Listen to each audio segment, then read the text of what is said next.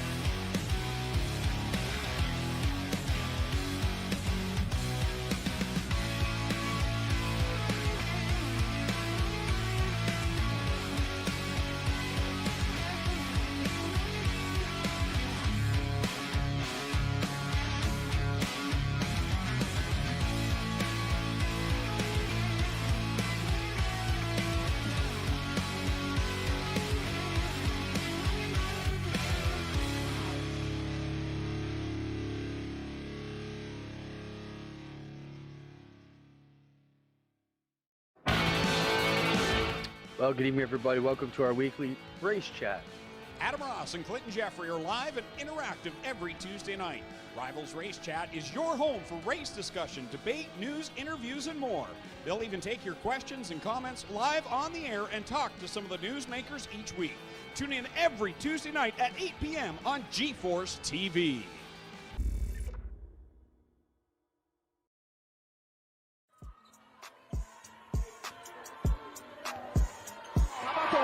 For Lucy Olson, she has her first point. Yeah, Lucy Olson, talented sophomore.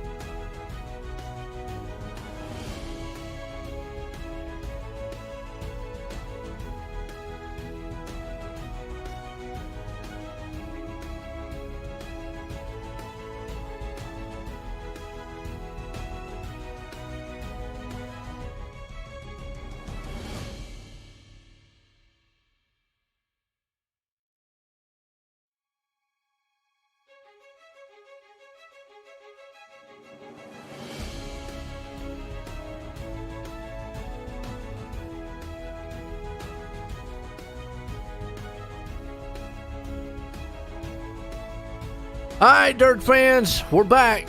Hometown Heroes, that's right, here tonight. Extreme eSpeed TV here tonight with it. The Hometown Heroes, myself here, Joe White. Got Corey up in the booth here. OSR Network. Check us out online, simracingnetwork.com. On the GeForce, well, excuse me, my bad. Let me rephrase that. On the Coast2Coast Racing Network.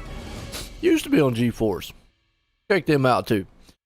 Well, let's kick this thing off because we got 305s here at Eldora. And we got the Flatline Racing Bodies, heat race number 1. Quality racing bodies, produced by former NASCAR short track champ Dan Chapman. He's in Clarence, Iowa. Let's look at the grid real quick. See what we got. Run down here. Bill Caldner is going to be the man out front. Gavin Chatham starting second. Mike Cranmer's in third. Steve Bixler's in fourth. Blake Chapman fifth. Cody Graham sixth. And Joseph Canellis starting in seventh. Well, if you watched last week, there's really not a lot different this season as opposed to what will be next season. A couple changes. One, we're going to rotate a track. You know that, Corey. We're going from Eldora to Knoxville. That'll be interesting as we're getting set here. Pace truck to go in. Steve King, pace truck. As green flag flies for heat race 1. But the biggest talking we're going to be talking about here is these 305s and the dirt transition of dynamic tracks and tire model. Yeah, absolutely. This track is going to change week to week and race by race, heat race to feature all the way throughout the night. No resets on the track, so they won't come back out here with the grader and rework it in. They're going to let it roll on through from practice all the way. Yeah, and I spoke about it last week here. As you see, man, old Gavin Chatham out front. Blake Chapman's right there in second. Mike Cranmer, he's going to hold her up in third. Good battle going on there. 305s, I think, are going to be a lot more exciting this season. Not to say they weren't exciting before, but now you actually can slide these things around, get them a little bit crooked. Going to have to kind of pedal it a little bit around here because the track does not get as slick. It will get slick, but not as fast as what it used to get slick as we saw last season. Let me correct you there a little bit. It's going to get slick, but it's not going to look black like it used to. That is going to be... You see where it is black right now around the bottom, sort of? Yeah. That is rubber being built up on the racetrack. Right. It'll rubber in, but it's going to start out soupy during their practice, and maybe even for like the 360s and the 410s, they'll start out a little soupier on the racetrack, but then it will dry out, and that's where it's now the slick is the dry part. So it's kind of like... it's not going to get the big rubber buildup like it was before. It looks like Chatham's going to take victory here in Flatline Racing heat race 1. Let's bring it over here to heat race number 2. That's going to be Langland Mechanical, and Langland Mechanical back into none, heating and air conditioning company in the Hamilton area, and their promise to their customers, they're going to bring their own professional, trained, 100% specialist every step of the way to be there for you. So Langland Mechanical bringing up heat race number 2. Look at the grid real quick. Jeffrey Barker is going to be the man out front. Connor Ross starting second. Gary Taylor there in third. Kurt Schatzer there in fourth. We got Roger Craig fifth. G.J. Boydell sixth. And Isaac Sellis, I'm going to say Sellis, sitting there in the seventh place. But just to touch on real quick what you was talking about right there, Corey, as we saw that 305 there in the first one, obviously I always reference the 305s. They're the lowest power of any of the sprint cars, but really, they always look like they were just riding just basically on asphalt. Now you're able to slide these things around. You can't go full throttle. It's interesting what you talked about there is we're not going to see the rubber build up as much as what it was. It might be there. We just won't be able to see it like we were. But, it just won't build up as quick. Yeah, and you, like you just said there, it'll be interesting to see how the slick is. Now, maybe visually here, we might be able to see more of the track kind of getting packed down and then see the slick kind of bring in and so forth. But nonetheless, man, we got a huge battle happening here for second. Jeffrey Barker, old Schatzer right there in second. What's a battle? Here comes Sellis, man. He's up 3 spots in the fourth. Yeah, remember Salas last week running in the sprint cars? He did pretty good, especially here around Daytona. Not Daytona. Eldora, my bad. I don't know why I thought track. Daytona. It's a big track. Woo! You imagine him putting dirt on Daytona? Holy cow. I think they'd run out of gas in 2 laps. But anyways, look out. Here's Schatzer. He's going to bring up on that cush bar a little bit. Going to see if he can't drive it down the inside. Got our Langland Mechanical heat race 2 here. And Dallas is trying to do everything he can, but Schatzer's right there. Yeah, another thing with this dirt refresh they did last week, it allows for multiple grooves to form up, especially later on in the race, and we're already seeing it here in the heat race. Oh, Salas! Oh, no, Wow. He sent it in. The final lap, too, man. That puts Schatzer out front. He's going, thank you. That's a birthday present to him there, man. Barker's going to come home in second. Taylor's going to be able to take it. Nope, he's going to hold third. What a heck of a heat race there. I think it was a shock to the system last week. In the Steve King Foundation charity event we put on. It was a shock to the system of what these guys came about with the 305s, which had only been out for like, what, 2 days or so. And it was like, whoa, I can't wide open this thing anymore. And you saw it, a lot of guys way up on the wall and sliding around, getting out from under them. It might have learned a little bit this week as we go to heat race number 3. New sponsor out here, Top Notch Trucking. Top Notch Trucking. They're doing your handling and needs in the North Dakota from hauling hay bales to water. I'm trying to read my small print over here. And the service as well. Guessed it, top notch. There we go, man. There are heat race number 3. Let's look at the grid real quick. As old Billy Richardson's going to be man out front. Jacob Moose, he's back at it. The Moose boys there. Butch Baker, he's up in third. John Rayner in fourth, Dean Reynolds starting fifth, Patrick Spangler sixth, and Jeff Flair seventh. And I tell you what, Spangler cannot break that curse of the pill draw here. Wow. Poor Spangler. I told him last week when we were about to grid up for the 305s if he had paid off the pill draw girls, and he said, no, we'll get dead last, and sure enough, he got it. He did, because we had qualifying in those. I know. I was like, there you go, finally got it. Well, green flag flies. We're racing 5 wide in the back. They can do it at Del Eldora. I don't know if I'd advise it, but it can be done. You got Dean Reynolds, Billy Richardson and company. Look at them. They're back there grounding and pounding. Here comes Falero Spangler to the high side and the inside. They're still 3 wide. You're going to see Eldora. I don't know. Now, with this new model, do you think it's going to be a full topside dominant track that Eldora is known for? I don't think it's going to be too topside dominant like it used to be on the old build, but definitely going to see the inside work right now still here in Heat Race 3 for Falero. Trying to move up to second. Has to check out of the gas there a little bit. I'm going to tell you what I'm seeing with the 305s is they are able to throw some sliders now, and you're able to make them stick. Oh, but it's like John Rayner, man, up there clanging the wall. That could be Baker back there in the back. Meanwhile, the Moose man out front showing the muscle Moose on that thing. Looking strong, got a good lead. Billy Richardson's there in second. He's got a pretty good breathing room. But here comes Jeff Falero. Well, we know that guy can bring it through the field. Well, not quite as surprising to see some of these guys that used to run up at the front not running up there because it's such a different model and it's going to even out the playing field to figure it out. And are you kidding at the line, man? Billy Richardson takes third. Reynolds holds the second. Jacob Moose, man, just like that, pulls us to heat race number 4. Moyer Farm Management in Clarence, Iowa. Moyer Farm there, Iowa is a proud sponsor of the C2C Retreads 55 plus division. That means anybody that's over 55 years old. I don't get that one. Let's grid it up real quick. We got Pat Boyce going to be the man out front. Jeffrey Sharp starting in second. Robert Charette. I said it right there in third. Charette. We'll get it right. Starting in third. Joe Moose there in fourth. Jonathan Krupa in fifth. Randy Shreve starting in the 6th place spot. So right now, we see some hot and heavy action on the track.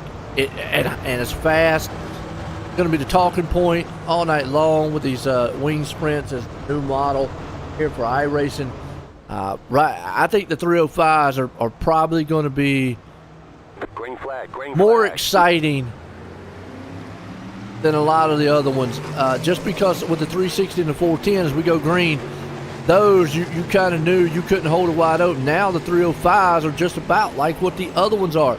You can't hold it wide open and you got to drive these things. You see the big battle happening back here in third. Well, you can sort. Last week I learned a little bit on them when I ran it around this particular track. You can kind of hold it full throttle if you hit the moisture right on the track. Okay, we're kind of and. Kind of. Let me ask you this question then. Right now, you see Boyce out front, Sharp and Moose hanging on third. You see a good battle going there. What was your biggest difference that you saw from 305s maybe from before to now? Being able to run the high side at Eldora. Okay, all right, yeah, fair enough. Well, I'll tell you right now, Randy Shree's tearing up the back tail bumper, man, there of old Joe Moose. He's trying to see if he can't get him some moose milk out of him. They're going to go side by side. Is he going to be able to say?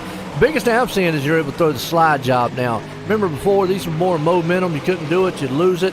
Now it looks like you're able to at least maybe throw a little bit of a slide job and not lose that momentum like you did before. Yeah, and another thing is used to be able to just run 0 on the wing no matter what. Now you do have to roll that wing back. Maybe did -2, maybe -4 the max, maybe even higher if it really rubbers up at some point during one of these weeks. Yep, and there you go, Pat Boyce getting the win in Heat 4. We'll go on to a B main. All right, first one season here. Well, that's going to pull us up here to B main. That's Gambler Motorsports. They are an esports racing team. They compete weekly on the iRacing platform. They do dirt, road, asphalt, about anything. Check them out on Facebook, Gambler Motorsports. Let's look at the grid real quick. Cody Graham going to be the man starting out front in this one. Connor Ross in second. Patrick Spangler. Oh, he has to make into B main. Well, I tell you what, his night's going even worse so far. Starting in third, Jonathan Krupa there in fourth, Joseph Canellis in fifth, Roger Craig starting sixth, Butch Baker there in seventh, Robert Barrett. I'll figure it out later. He's starting in eighth, Isaac Sellis there in ninth, Bill Calder in 10th, and John Rayner starts in 11th place. And what you just talked about right there, Corey, high side here at Eldora. I think the way the cushion gets pushed up, it takes a little bit longer. Like you said, it takes a little longer for this track to rubber up now. As we associated before the rubber on the track being slick, now it's going to be like two totally different things. You get rubber, but you still, without the rubber, it's still going to get slick. And they're 3 wide starting off the bat. Yeah, look at that Spangler trying to find as much moisture around the inside wall. He learned that in the big block last week, in the 358s in the actual big block. So definitely utilizing some knowledge from different types of cars around Eldora here. And look at that, still 3 wide. When have you ever seen a 305 be able to hold it 3 wide like this, especially at Eldora? That's what I'm talking about. It's the big change right now. You're able to get in there. The momentum doesn't play it as huge of a factor as it did before, but 3 wide, I've seen 5 wide at this place. It's wide enough to get it done. You see it, Patrick Spangler, Connor Ross. You got Cody Graham hanging on back in the back. Joe Canellis, Robert Shrell. Boy, these guys, man, right now tight-lipped up front. They are side duking it out, man, on wheel to wheel and tire to tire. Spangler's going to win that duel, though, and keep that thing going straight. Graham and company back here with Ross. They keep it up, they're going to have Krupa on their back end. Yeah, Graham right now going to slide up to the top side. Here comes Connor Ross down to the inside and turn number 3. That's for second. And then he'll pull the slide job out of turn 4. Graham with the cross back down in turn 1. He'll clear that one. Oh my, we got sliders like a White Castle here, Jeff. Yeah, in line, man. These guys up there and just eating it. They're the best thing they can. Trying to see if they can't work in this track a little bit. There's a lap 7 here, B main here tonight, Gambler Motorsports, as we got our hometown heroes kicking off the season with Coast2Coast Racing League. Boy, it's a good one so far. Patrick Spangler out front, coming out of the turn. Boom, slamming the wall, man. Cody Graham back there. It's going to open the door for Ross. He says, I'll take it. Puts a slide job on him, last lap. Last chance for Cody Graham to steal back second spot. He goes to the bottom, hits some moisture. Connor Ross, last shot, that not going to be enough. That move wouldn't have worked last season. Wow. Yeah, that move wouldn't have worked. No. Wow. That's so going to pull it. 3 eliminated out of this. Butch Baker, Calder, and Cranmer. All right. Well, folks, don't go anywhere. We'll be right back. Get a warm-up going here. Don't go anywhere.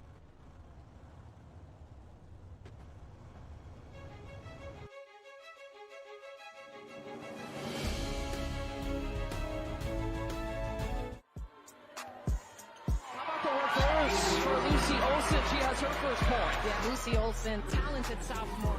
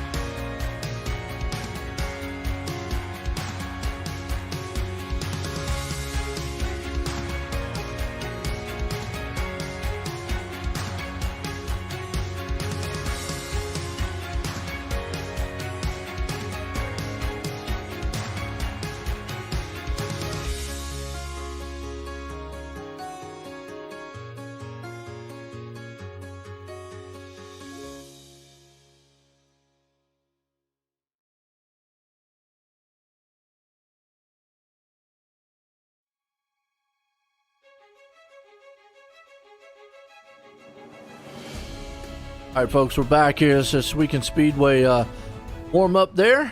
Guys getting this thing, man, a little kicked in on the track. Well, let's kick it on over here to Catalytic Recovery starting line up here. And buyers and processors of catalytic converters and scrap metal. Competitive and honest price and service update in the central New York, Western Virginia, and the Maine area. Check out catalytic converters. Let's look at the grid real quick. Said it's the man out front, Gavin Chatham. But some of the guys we had to look at, Jeff Flaro, Patrick Spangler, back there in 15th and 17th spot. Whew, I don't know. It's going to be tough for them. Yeah, it's going to be... It's so hard. It's kind of like... I don't know how to explain it. If you know what you're doing and you hit the moisture perfectly, you're able to make easy passes. But if you're not able to hit the moisture or where the grip is, you're going to be marred back in traffic, and you just are going to feel like you can't go anywhere. There's two things, and you brought that up really good there. As we get set to go here real quick at the Steve King pace truck out there, take us around, going back to green. But real quick is, one, the 305s, if you was marred in traffic, you were pretty much just a bad area because coming through the field was almost non-existent unless you just had help with cautions and so forth. I still feel that way to a certain extent because I think now, like what you said, I think you have the option now to be able to come through the field by racing your way through the field, if that makes sense. Only got 19 laps, 20 laps to get it done, but I think now you're able to put those slide jobs in. Pace trucks in, here we go, kicking off the start of the season here. Extreme E-Speed TV, hometown heroes here tonight. Gavin Chad Ham out front. I still think it benefits the leader a lot. Kurt Shatner Company, they're beating and banging already on the tires. Yeah, absolutely. Look at this. It's a hornet's nest at the back. We already have Team Watson Racing set up. Oh! Yeah, well, let's go to Malcolm Mills replay. Check out, see what happened here. Man, they were 5 wide back there, boy. That's what you call, man, a barbecue festival going on. Man, gosh, they were just all over it. Oh, a little tag happened. They got tag happy. They got a Grandma little went spoiler around. happy. Wow. Boom, boom. So here's where I say that it will help you if you're in the back, like Spangler. He's already up 4 spots. The cautions could help you. I think he's going to need, you're still going to need some help with the 305s. 410, 360s, you know, time will tell with those. I still think you'll need some help with the 305s, but you can come through the field now. You can pass cars. We've seen that all night long. Not like before, where you were just kind of, if you went to go try and you did a wrong move, that momentum's going to set you back, and you can lose a lot of spots.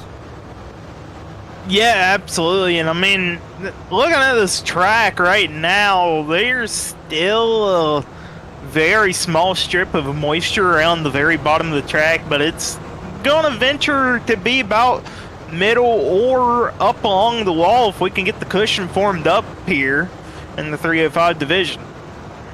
Absolutely. Looks like we're going to go single file. We might double them back up here. As so far, side by side, about to take this thing back green. Kicking off the season, Hometown Heroes. We're going to rotate. Normally, Hometown Heroes would be one track. We're rotating between 2 different ones. We've got Eldora, Knoxville. That would be kind of... Homeland. Homeland. Oh, my bad. Limaland. Limaland. Homeland. We did Knoxville last time. Uh-huh.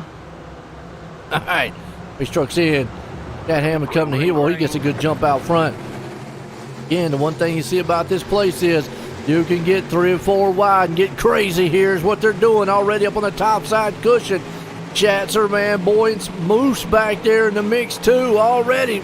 Beating and banging, slinging, mud all over the place. They're 3 wide way back in the far back too. Woo! Now here's something else we really never used to talk about. Oh, that might... Was that Craig? No. No, Taylor. Gary Taylor. Oh, boy, he hit the wall Look at that. hard. It's the Hornet's Nest, though, around where Spangler's at. They are 3 wide behind him, 2 wide in front. And he's riding right where that moisture is. It's not quite a lot there still, but enough to get that left front tire down in the mud, pick up the traction. If somebody makes a mistake up top, gets a little sideways, like you seen, I do believe that was Cody Graham right there in front of him, and 2. We got Graham, Spangler, Krupa. Man, a lot of the guys, Boydell in the mix there. The one thing I'm seeing, the biggest thing with these cars now is you got to drive these things. Spangler is definitely out there struggling, can't get anything going. Meanwhile, out front, Chadham's got it figured out on the no, but you got the biggest race going on back here in the back. Like I say, around here where Spangler is, these guys are just going at it tooth and nail. One up on the top side cushion, one on the bottom. Yeah, you have guys running in the middle. You have guys running right up along the wall. You got to be real careful with the wall as we see Graham. Or is that Krupa maybe? Ooh, that was Krupa got up in the wall a little bit. Krupa it up, man. They don't want that to happen. I mean, you're just seeing them. I mean, they're back here, man, swinging back and forth. It's a heyday happening. Up top, looking strong. You got Cornelis and Company. What's that? Possibly the best 305 you've ever seen, Jeff. It is, man. Oh! Got a Tim Watson caution out here. Roger Craig. Uh-oh, somebody, man, killed the 747. On a Malcolm Mills replay, see what happened to him. Did he get punched in the back? Oh, another car got him. He went up the track. Went around. Wham. He got a floppy wheel. Actually, he's got... His wheel's not too floppy. It's kind of like pancake.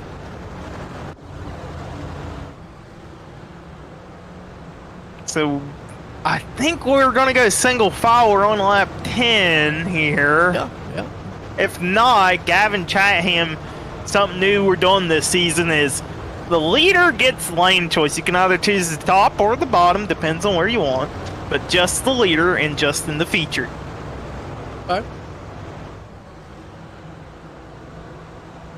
So if we do go double file, I expect to see him take the outside of the lane, as that's where it seems to be a little bit more dominant at this point in time.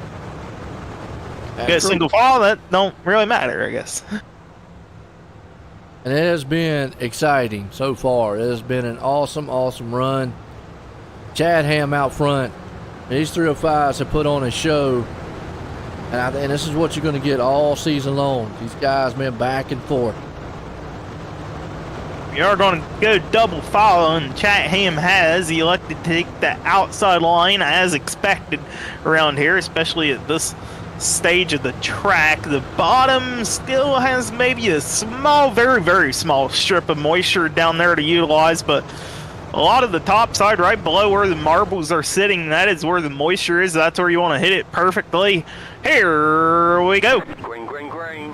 Chatham gets a good jump out front, and behind him they're all stacked up 2 by 2. It's a madhouse now. You got Chapman, Moose and company. You got one guy lost a wing there. Not sure who that is, but boy, you got cars high, cars low. Can't even tell, man, which lane is actually the best one here. I like to say the top side is the best, but you see Jacob Moose, he got up in the outside wall. You got to be real careful. There isn't as big of a cushion as there used to be around outdoor. And Moose and Boyce are going to meet in the middle. Oh my. Oh, yeah, boom, bam. There's the ball. They tore There's that the one sprint apart. cars. Yeah. Pat Boyce got involved in that, but let's go back on the Malcolm Mills replay. The Boyce is up top there, minding his own business, and sees a car in front of him getting to the wall. Able to avoid that confrontation. Goes down low. Oh, just got tire to tire. Next thing you know, up into the wall, slammed around, and then boom, got obliterated. And then they all just kind of piled right on it.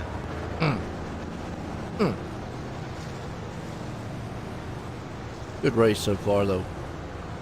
No, we're wrecking under pace laps trying to get to the pit road. Jacob Moose having troubles turning in. I don't know who the red car is. Right there behind him. Old muscle moose machine ain't looking too good. Oh, we got in the pits. Luckily, the caution laps don't count. Nobody's going to go a lap down here. Just damage. You were coming in for a quick fix anyways. And Moose has made it in. There you go. Magical fix. No, they just brought the backup car out, Joe. Oh, that ain't good. I always say when you're wrecking, there's a quick fix. You get on the radio and tell the crew to get the backup car ready.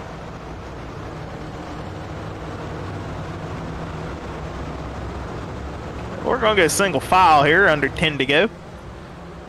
Chatham going to be the one beneficiary out of this one, maybe, if Kurt can't find the bottom.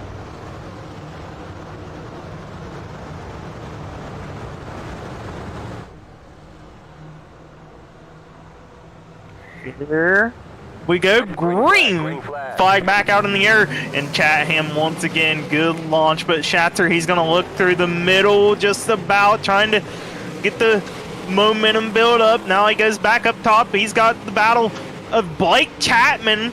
Going to pull the slider, not quite yet. Chapman's still stuck around the bottom. He's going to hit the moisture in 1 and 2. Could have cleared Schatzer if he wanted to, but didn't do so. Now he'll clear him down here in turn number 4. Yes, he does. Yeah, you got Schatzer up front there, but Chatham still commanding this lead. You got Dean Reynolds. Look at Sellis. One thing I'm seeing is they are banging that wall. Yes, they are. They get too close to that wall, and something else I learned from a sprint car and even in the late models is that you can feel the air a little bit more. Like it, if you get behind a guy, you get air pushing. Yeah, somebody stopped on the back. Looks like Moose wrecked first. Let's go back here under Tom Watson setup. Mills replay here. Watching Pat Boyce and don't do what I thought you were doing, right? Stop on the track. Call you out. You do it. Oh, no, no. All right, so what happened to Jacob Moose? Because said he wrecked also. Oh, he got obliterated. And like I say, I like the little floppy wheel thing, though, man. It looks cute. No, you're the only one that thinks a floppy wheel looks cute. It reminds me, they really look, when the wheels go floppy like that, it reminds me of Speed Buggy. Well, good thing I didn't end up with a floppy wheel. You gotta see the cartoon Speed Buggy. Anybody, and I know some of you old guys know what I'm talking about out here. When the wheels, y'all hit the wall and the wheels, the front tires kind of just flop in like they do. Speed Buggy used to like put his nose down like a little dog or something, and his front tires would kind of camber up in the end. It was. Luckily, I didn't end up with a floppy wheel last week in either of the sprint cars. I did end up with one in a late model, though. Yeah, not too bad, though. Yeah. There we go. Chatham, beneficiary, but can Blake Chapman, he was working the bottom there right before that caution. Can he make something happen? Lap 18 ticked over. He is. You've got Chatham getting that good jump out front like he's got all race long. Meanwhile, behind them, they're going to stack it up. One's high, one's low. They already got it. Oh, we got some huge crash in the back. The Tim Watson caution out here. It's going to Malcolm Mills replay.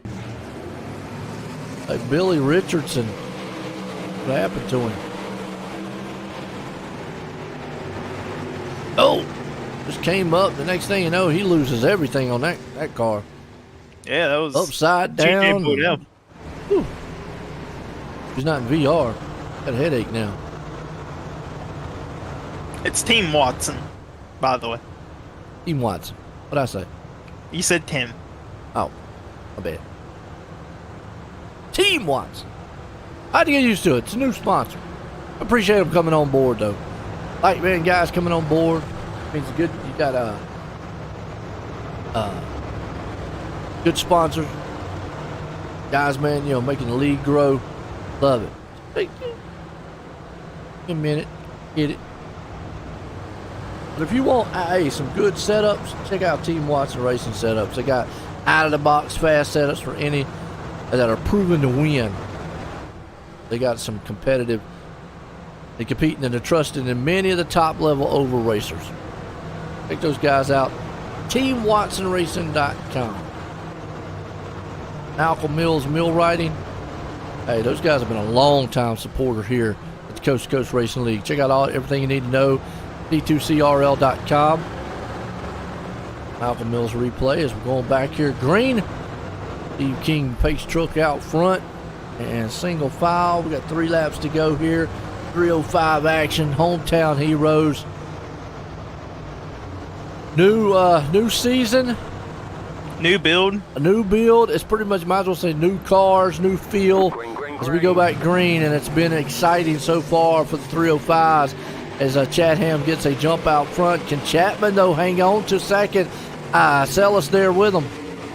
Salas using the bottom. He hits some moisture and he thought about going up, but didn't know if he was clear or not. White flag in the air, though, for Gavin Chatham out front. Can Chapman and Blake hold on to Salas? One last time down 3 and 4. Chatham out front. He'll pick up the feature win. Blake Chapman second. Isaac Salas holds on to third. Kurt Satcher fourth. And it will be Dean Reynolds in fifth. Finish here. Want to start to our hometown heroes here tonight. Bring up old, get a word in with old Chapman.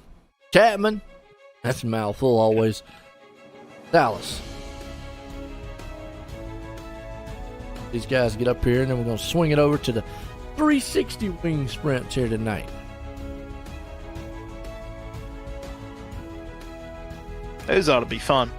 Oh, yeah. Okay, Dean Reynolds is getting in the picture, I guess. I don't think we're going to see a huge difference on the 360 and the 410s just because you already had to drive those things anyways. But we'll see a little bit. I'm going to bring up old Gavin up here and get a word with him. Gavin, join the booth. Got a copy? I hear you guys. What's going on? Well, you were able to hang on out front. What did you learn on these 305s tonight? It's a lot different than the last build. I'll tell you that much. It's definitely involves a lot more driver and being patient with the throttle and being smooth. I almost gave it away there a couple of times, and I got lucky with some cautions and stuff like that. And we're able to get our first Hometown Heroes win, which is pretty awesome.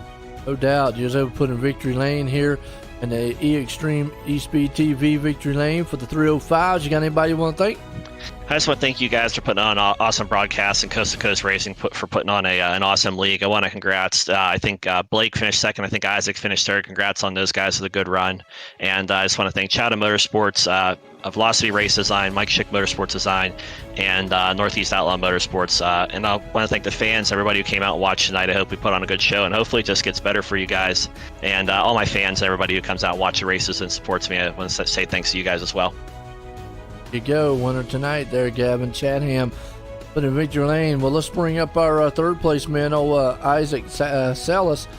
Let's get a word in with him, Corey. Hey, Isaac, you got a copy on me? Yes, sir, I do. Well, definite hard charger here in the 305 division. Kick off this season. Just talk us through how you were able to get it done, all the things you could learn from this car going into the next race. Yeah. I think throttle control is a whole lot more of a thing in 305s with this new model we got going on here. So it was fun to I capitalized on some mistakes. Just try to keep the car under me. Absolutely. Well, man, you were able to keep that thing under control, get up all the way to the top three. You got anybody you like to thank tonight? Yeah, all those guys over at Venom Racing, Dean the Super Dirt Car Series, Magnum Race Designs, Got Your Six Racing Network, RSN Trackside, Mission 22, everything that they do for our veterans. My Gramps, Top Notch Trucking. Everybody here in Coast to Coast, thank you guys for the broadcast. And then, yeah, just thanks to my friends and family that support me. Yeah, folks, that's your third place driver, Isaac Salas. Yeah, doing an outstanding job there with him. We'll bring up our second place man, Blake Chapman.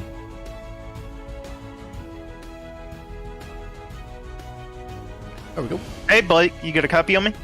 Yep, I got you. Well, man, able to bring her home in second place in the 305s to kick off this season. Just talk us through how you were able to get it done.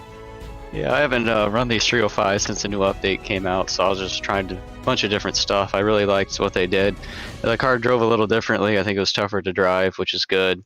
And I think the track came in really well because there's a bunch of different lines you could use to get around guys. I know I was talking to Isaac about that a little earlier. He's using a lot of different lines to pass guys. So, I mean, the track was good. The car felt good. And, I tried even put my wing back a little bit, and that was a mistake because once I put it back forward, I gained a lot of speed. So I learned a lot for next week, that's for sure.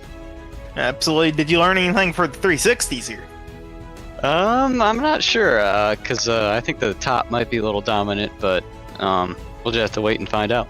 I guess so. We'll find out. But either way, you got anybody you like to thank tonight? Yeah, my parents, grandparents for watching and supporting. All the boys down at the Kreitzim Racing Team, the Can-Am Racing Team, and the Salty Dogs for letting me join their Discord tonight. And I got to give a shout out to Galen's Gourmet Popcorn. Head over to their website, use code CART, C-A-R-T at checkout, 15% off some of their delicious popcorn. And I got to thank you guys for putting this on. There you have, folks, your second place driver. That's Blake Chapman. Yeah, absolutely. Well, that puts the 305s in the books. Folks, don't go anywhere. We got the 360s coming up. We'll be right back here in a few.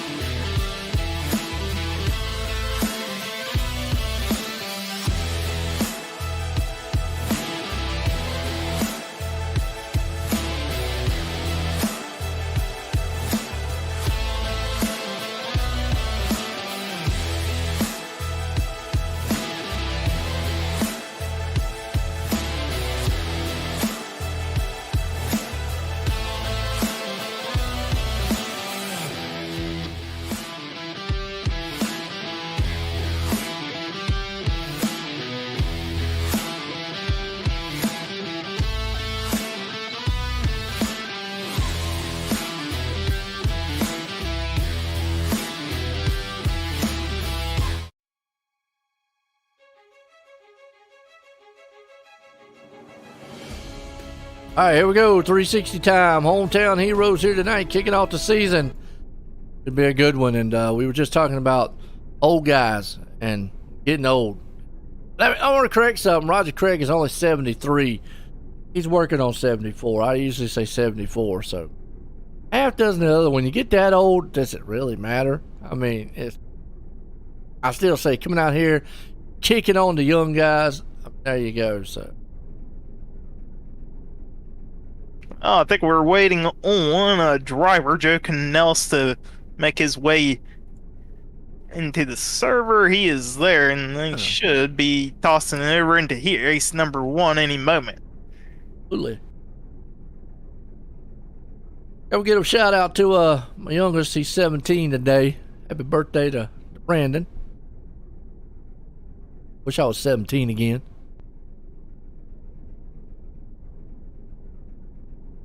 Corey. He acts like he's 17. No, I don't. How old are you? 24. Oh, wish I was 24. Hey, go. Come on, man. You don't want to be 24. I'd rather. I wish I felt like I was when I was 24. Let's I'll say it that way. How's that? Okay, you want your body to be 24, but your mind to be your 50. That'll work. I'll take that. That'd be a good trade-off. I'd do that. Yeah. Which, ever since whatever happened to me, man, my mind it gets really tired. But I still would rather have my mentality and my health and all that, and the body, like you said, at 24. Whew, yeah. Got it made. Well, what did we learn on the 305s? It's slick. Can't hold them wide open. 360s. Couldn't do that before. But how will this track affect the 360s? We're about to see as we're going to go with our heat race number 1, Flatline Racing Bodies. Look at the grid. Dean Reynolds going to start out front. Joseph Canella is going to start in second. Zach Chapman there in third. Randy Shreves up in fourth. Butch Baker in fifth. Pat Boyce there in sixth. Connor Ross rounds the 7th place spot. So, again, what I was saying is we learned, one, you can't hold it wide open like good before pretty much on the 305s. Here, though, how would the track affect the 360s? Because you never was able to hold these wide open pretty much. So how would the track, I'm going to say, affect these cars in a sense? Well, by all theory, it should rubber in quicker than the 305s, and where there is moisture, if there is any moisture still out here, I'm not seeing a whole lot of it. Maybe it's all dry to me. That's what I'm saying. There is a very thin strip around the bottom inside wall. I can see what you're talking about right there. Yeah, as you come into the wall, but for the most part, it looks pretty dry up there. So here we go. These trucks in, green flag. We got the 360s kicking it off here. Reynolds and company's out front. Canellis right behind him. Shreves there with him. And again, Paul, I don't know who backed that thing. It was Pat Boyce. He had that thing like a Bronco bull. It was back there bucking all over the place. Yeah, so definitely a little bit drier than it was in the 305s. No rubber been taken in yet on this track. Dean Reynolds out front. Joe Canellis in second. Randy Shreves and Zach Chapman really going at it. You see Chapman, he got real sideways out of the corner. And here comes, who is that? It's Connor Ross on the bottom. Yeah, he's riding the catfish line down on the inside. He says, I got it going strong. They're going to try to take it 3 wide. They are. Shreves said, I'm splitting the middle. Ross says, get out of the way.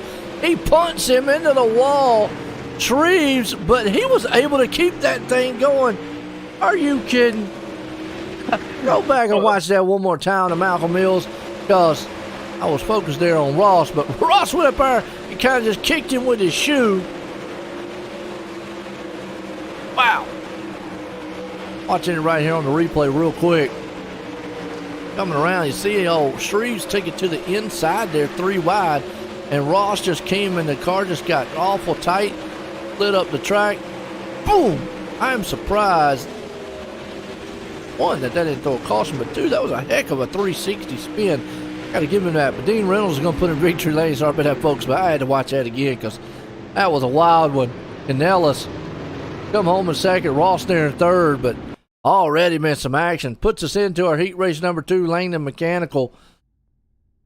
Put the grid out here for you. We got Cody Graham going to start out front. Stephen Bixler. Bixler going to be there in second. Patrick Spangler third.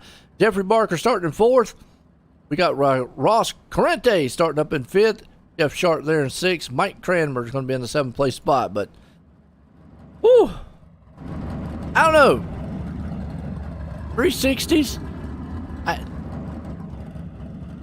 Right now, I think the 305 is about the most exciting one.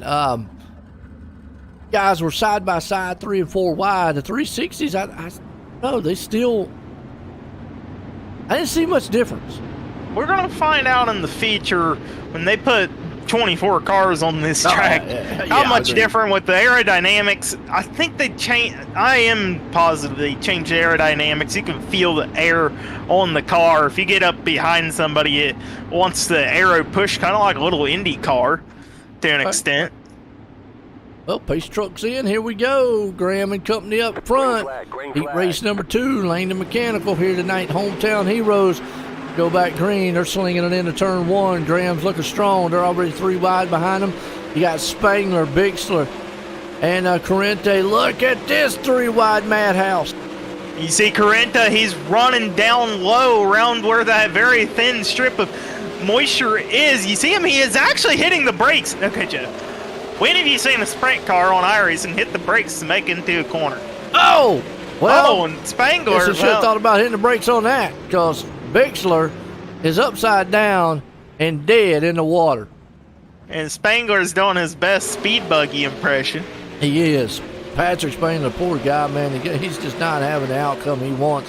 Corrente out front, huge, but you're right. That's something that's going to be new to these guys. Might have to tap the brake just a little bit. I think the 410s, you're really going to have to start doing that. Barker's right there in second. Sharp's hanging on third. It's kind of split the field up just a little bit. Got them all sprung out. Yeah, maybe a little bit more braking in the 360s and the 410s, especially if you try to run the bottom. Maybe not so much if you're running the middle or the top side. And we'll probably see braking next week at the short track of Lima Land. Yeah. It's smaller or bigger? It is smaller. But Corrente right now is going to take the victory here in heat race number 3. Oh, excuse me, heat race 2. Barker, Sharp. So excited, man, for the season, man. Can't get it right. Now we're in heat race 3. Got the new sponsor out here, Top Notch Trucking. Race number 3. Let's grid it up. Got Gavin Chatham out front. Won it in the 305s earlier. See if we can't double it down here with the 360. Jacob Mooseman there starting in second. Roger Craig, fired the Salty Dog. Starting third, Jeff Flero. We'll just call him Mr. Hard Charger because he's always coming through the front. He's in fourth. Blake Chapman there in fifth. Gary Taylor starting in sixth. And Joe Moose in the seventh. So we got 2 Mooses out here tonight in heat race number 3. 3, yes. Yeah. And yes, Joe, that the Lima Land is a 1/4 mile compared to Eldora being 1/2 mile. So 2 different scenarios throughout the season. Obviously, first night out for Eldora for some of these drivers. Some of them did get experience in a 305 last week around here. Here we go. Gavin Chatham, he'll get the loud pedal down, and already up in the wall, that was Jeff Flero, and Gary Taylor almost got in the wall as well. Ooh, boy, yeah, they're getting chippy up there on the top side cushion. I don't know if that's going to be the safest place to be for the moment. Meanwhile, you've got, like you said, Chatham out front, leading the way. Old Jacob Moose right there behind them. Flero's hanging on the third. Roger Craig, he says, I'm coming strong. Never mind Blake Chapman. He almost threw that thing in there for a Hail Mary on the inside. You see these cars, they are getting more sideways than we've probably ever seen a 360 sprint car. Mm-hmm. It's all the dry dirt. There's no moisture except right around on the inside wall, and that is going away. Corey, is they need more dust out here. I don't know why the dust ain't flying. Well, good thing. Well, that means the water truck driver did its job, and the track crew. There you go. Good explanation. I like that. Flero going for second. He's going down on the catfish line. He's going to see if I can catch it in second place. He does for the moment. almost tried to put the block on Moose. Moose said, I put my antlers in his back door, but it didn't work. Flaro hangs on to second.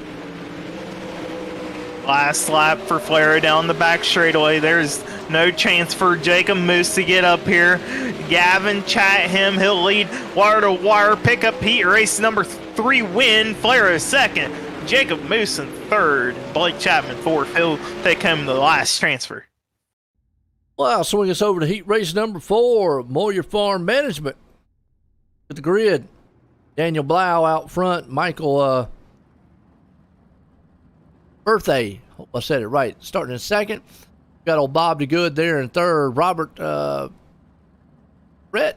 Charette. Charlotte. Kind of like Charlotte, but without the OLED. Yeah, I don't Robert know. Charette.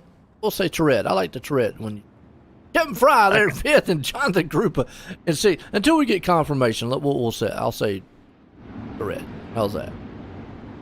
Okay.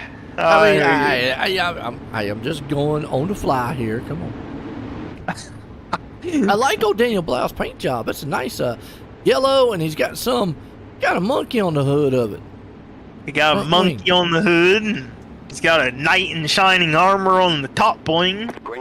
So he goes from monkey business to knight business to green flag. We're racing, and he's out front for a second. Then you got the old Michael Burley right there on the top side of him.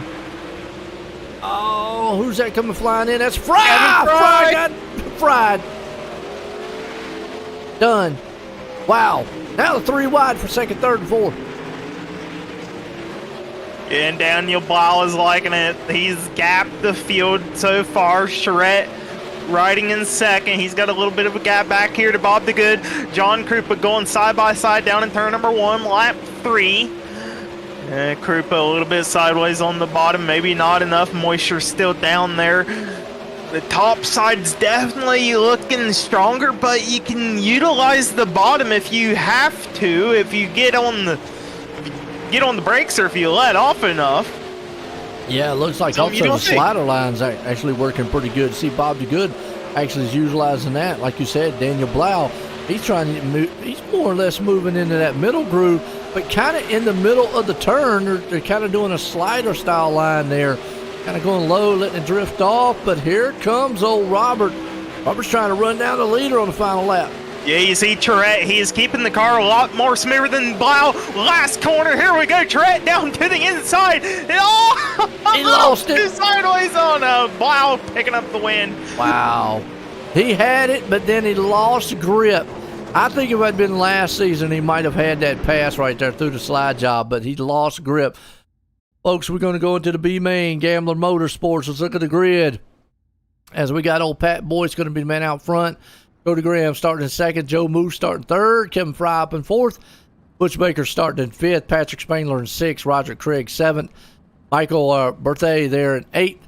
Randy Shreves in ninth. Stephen Bixler 10th. And Gary Taylor starting in 11th place spots. Yeah, I think last season there, Corey, I think he might have been able to held that thing, but you saw instantly it snapped right out from under him. Yeah, absolutely, definitely. Last season that move would have worked, but with how the track is changed on here, being all dry and really not rubbered in or moisturized, it just snapped on him. But here we go, 11 cars in a B main, 8 to the feature. A couple of big names in here. You got Randy Shreves, Joe Moose, Cody Graham, and Patrick Spangler once again in a B main. Absolutely. Ooh. Boys Graham and all. Steve King truck man bringing them out here. Pace truck. Get set to go green.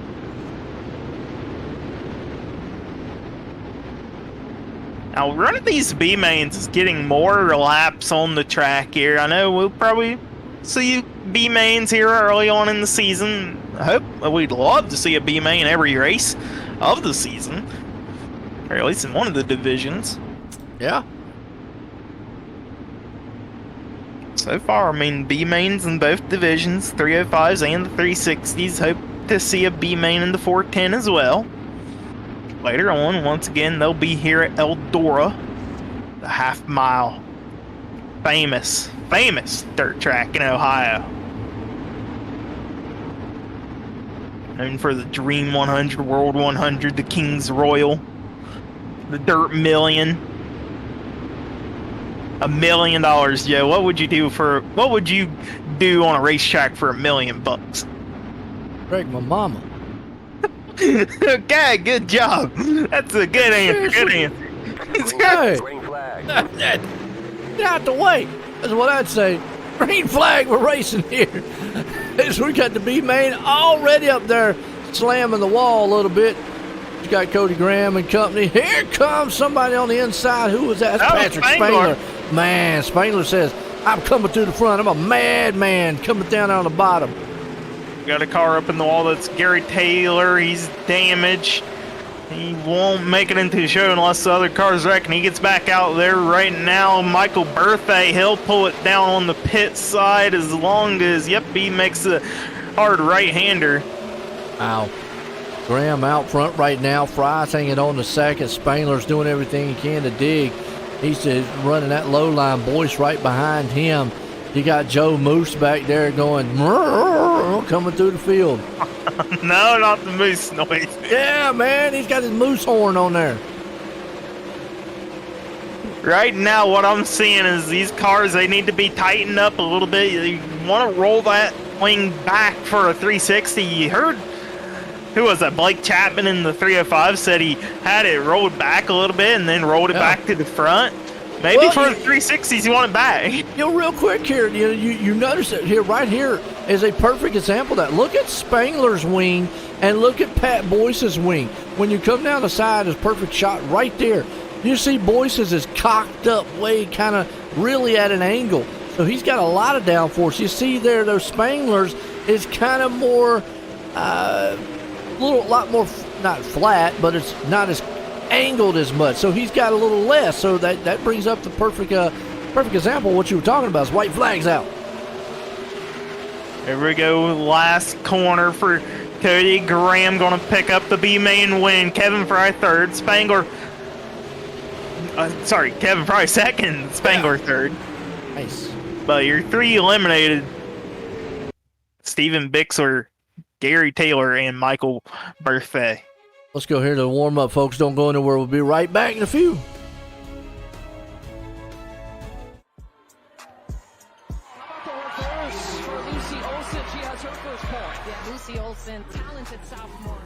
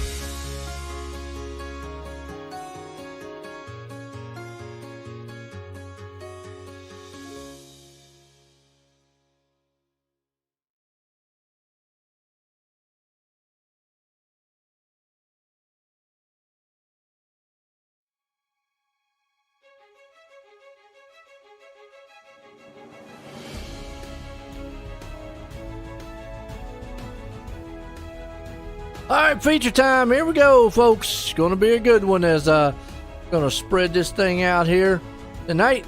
Just got done with our Oswego Speedway intermission there. A little warm up.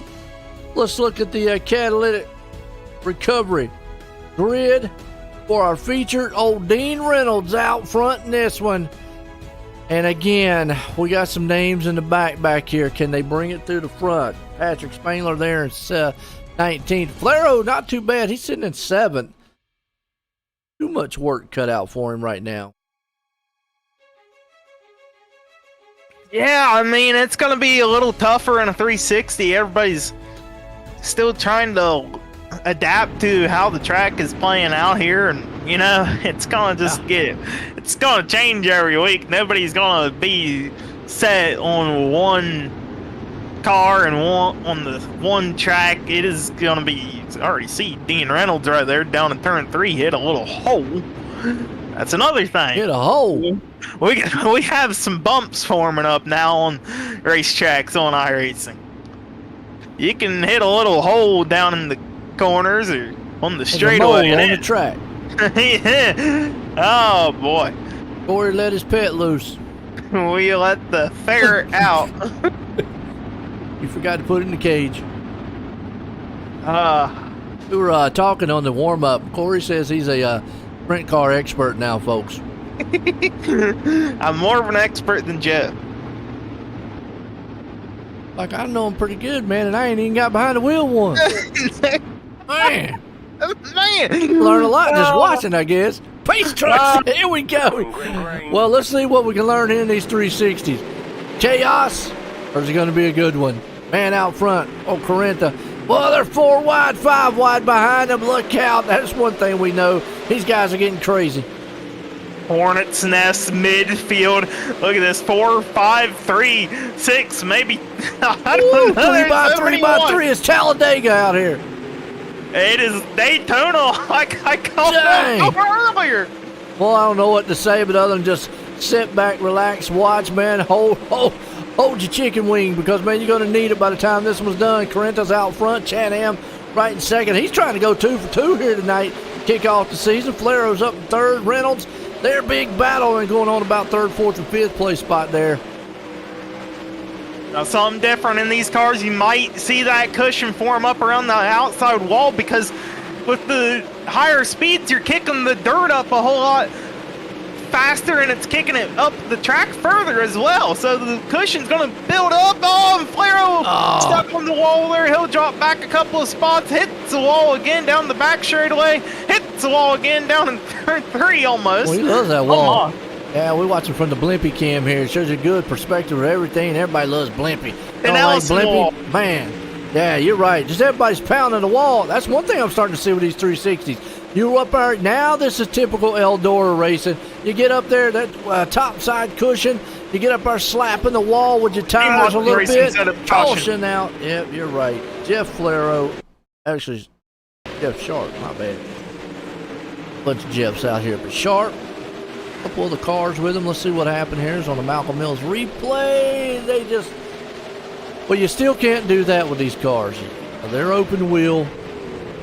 It'll never work getting up there trying to tangle, and there's no doors to door slam there, Corey. You know. Get up there and hook them tires. Done. Yeah, I'm well aware of that. I mean, I found that out in a 410 just about last week at Peevely. That's Corey's knowledge coming out. That is my knowledge. That right there is the number one knowledge you'll have. How to wreck. How to wreck. Well, you know what? Typically in a late model, you can rub fenders. That's true. Can't do it anymore. No fenders. Well, you kind of can a little bit. Oh, okay. If you know where you're doing. I know y'all had fun in the endurance race last week. Oh, we did. You know me, I was up here in the booth having a ball with that one, especially with the I'm gonna say squirrel car because last week I went a little over the PG-13 with it, but I was having fun. And you don't get the reference, folks. Go back and watch the broadcast on Coast2Coast Racing Network or OSR Network on Facebook, and go back and watch last Wednesday's race. So check out the endurance race. It was a wild one. I've seen them before. I broadcast a couple of them. They're always wild. I had fun. Last man standing. Hey, that's a race I could win. I could get into that race. I could do that. Okay, race. listen, I got a little bit too ego worry on that and tried to just run a junk car on the track and it bit me. Hey, do what you got to do. Here we go, though. Rental man out front. Chatham's trying. I think right now this build, from what I'm seeing, and I could be wrong, but from what I'm seeing, it really benefits the leader out front. Yeah, it definitely benefits before. The leader, I mean, they don't have the draft. Yeah, not that it didn't benefit it before, but I think it really does now to get out front and get out of trouble. As I say that, here comes Chatham and Connor Ross. But, man, look at this mess back here around about 5th, 6th, and 7th place spot. They are still digging side by side. Absolutely. You see Spangler a little bit back there around about the 12th spot for Spangler. Yep. He's trying to get the bottom to work in. Oh, man. You're getting touchy back there a little bit. 3 wide. Spangler's 4 wide down on there. Boy, he made that thing stick on the bottom. He's down there, man, in the put lane. Well, he learned a little bit in that big block race last week, running in the moisture around the inside wall. You can see it. There's not a whole lot left down there. It's running out. If he wants to keep using it, he's got to use it and get by as many cars before he has to migrate back up to the top side. That was Zach Chapman getting a little loose there in front of him. He'll pick up that spot. Can Spangler pick up 2 more here on Dean Reynolds? Jeff Flaro in front of him. Yeah, it looks like the whole top crew up there, man, is running the top side on the cushion up against the wall. You go back here like we're talking about with Chapman, Spangler and company, they're side by side battling it out. The one thing that Spangler did say about the 410s last week was they was more tight going into the turns. Now, that's kind of counterintuitive of what we're used to seeing or what we talk about. We're used to saying those things can get really snappy loose, but he said they would get tight and kind of pushy going into the turn. I could see it, and then maybe snap loose coming out, which is kind of like what an asphalt car will do. You hear guys always talking about tight loose or push pull and all that stuff when they talk about it. So interesting that he brought that up. Maybe that's how it is with the 360s because a lot more power than what the 305 has. Yeah, definitely burning the tire off. And typically on an asphalt track, it would be the right front burn off, make it tight, but it's the right rear burn off that can make a sprint car tight. And so far, we're seeing it kind of getting spread out. Meanwhile, yellow flag. Team Watson set up. Looks like Butch Baker. Let's go to Malcolm Mills replay. Butch Baker right there behind another machine. He had to slow up just a little bit. Oh, it happened in front of him, and then he had nowhere to go. Killed it. Oh, he had it straight for a minute, then it just spun out from under him. And he spun out again under yellow. He hit the wall hard, but I'll tell you what, that thing's held together pretty good. I don't know if you watched the truck race last night. I don't know if you got a chance to, but a new damage model. Interesting because we ended up with a couple modified trucks out there. Slapped the wall hard. Yeah, that new damage model really can affect some drivers. Yeah. It eliminates them. I still like it when the pit crewman runs out there and puts the bumper back on the car. Oh, no. It amazes me what they can do. Okay, so Butch Baker right now running under yellow here. He's got a lot of damage on that right front. The right front tire is pointing to the right. Didn't see it at first, but maybe it happened now. He did hit the wall pretty hard, though. The wing been a good one of the definitely 360s, I think. What you think? Yeah, so far the 360 is pretty good. We're going to see a 2-lap shootout here. 3-lap shootout. 2, something like that. Math. I'll say 3. It's at Ohio Common Core Math. Yeah, it kills me, man. I'm telling you. Go around the moon to get to the sun. Pace trucks in. Parental's loving this single file because he's able to drop the hammer, get out front. Chatham's going to see if he can't reel him back in. See if he can't catch that fish in front of him. Meanwhile, in the back, Butch Baker, as he's wrecked, back on the track, but back behind here, 4th place. starting to heat up. You got Jacob Moose and company there. Oh, we with got a him. car stop. Oh. That's Butch Baker. Wow. Really? No. Well, he spun out on the start. You ever fix that thing? No. Okay. Butch, you had all that caution time to go in the pit and fix it. Waited the green, come back out.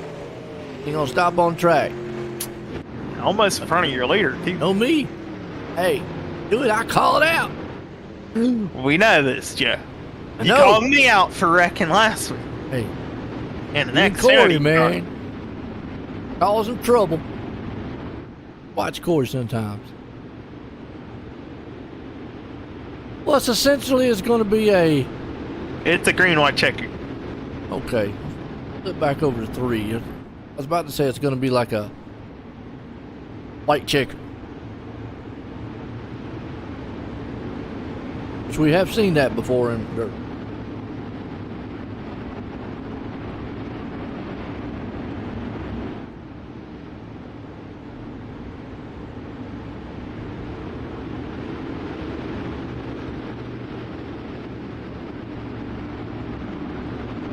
Yes, we have. So, you know, watching that last restart, Gavin Chatham is able to maybe keep that car a little bit more smooth around the outside cushion.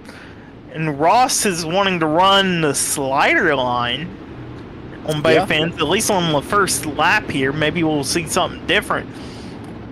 But only 2 laps to try to get it done. They are going to take the green. They're going to come around the half-mile track, hopefully see the white flag and take the white flag. And after that, well, they can just all form up a little. They're going to have a town hall meeting. Yeah.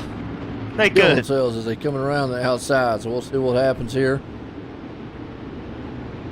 Single file. Steve King pace truck is going to drop off. Green white checkered here at Eldora for the 360s. Here we go. Okay, Ross gets a good start over Gavin Chatham. Gavin, he's going to have to build up the momentum up on the high side. Can he do it? He picks it up. The eyeball check says he's closing in. Hits the wall down the back straightaway into turn 3. Ross goes down low, pulls a slider.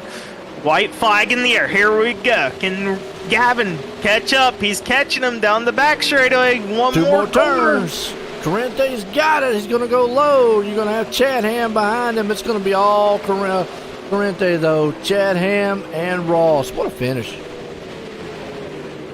Nice. 360s in the books. Week 1 here. Been good so far. Learning a lot. We got one car. It's upside down there. I guess might be Flairo. Poor guy. Waiting to get a few words in with some of these guys.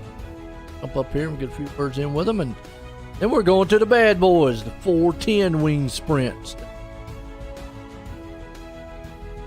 All the muscle in the world with those things. Here, who your favorite driver is out there. You can definitely check out everything race related here for the league on c2crl.com.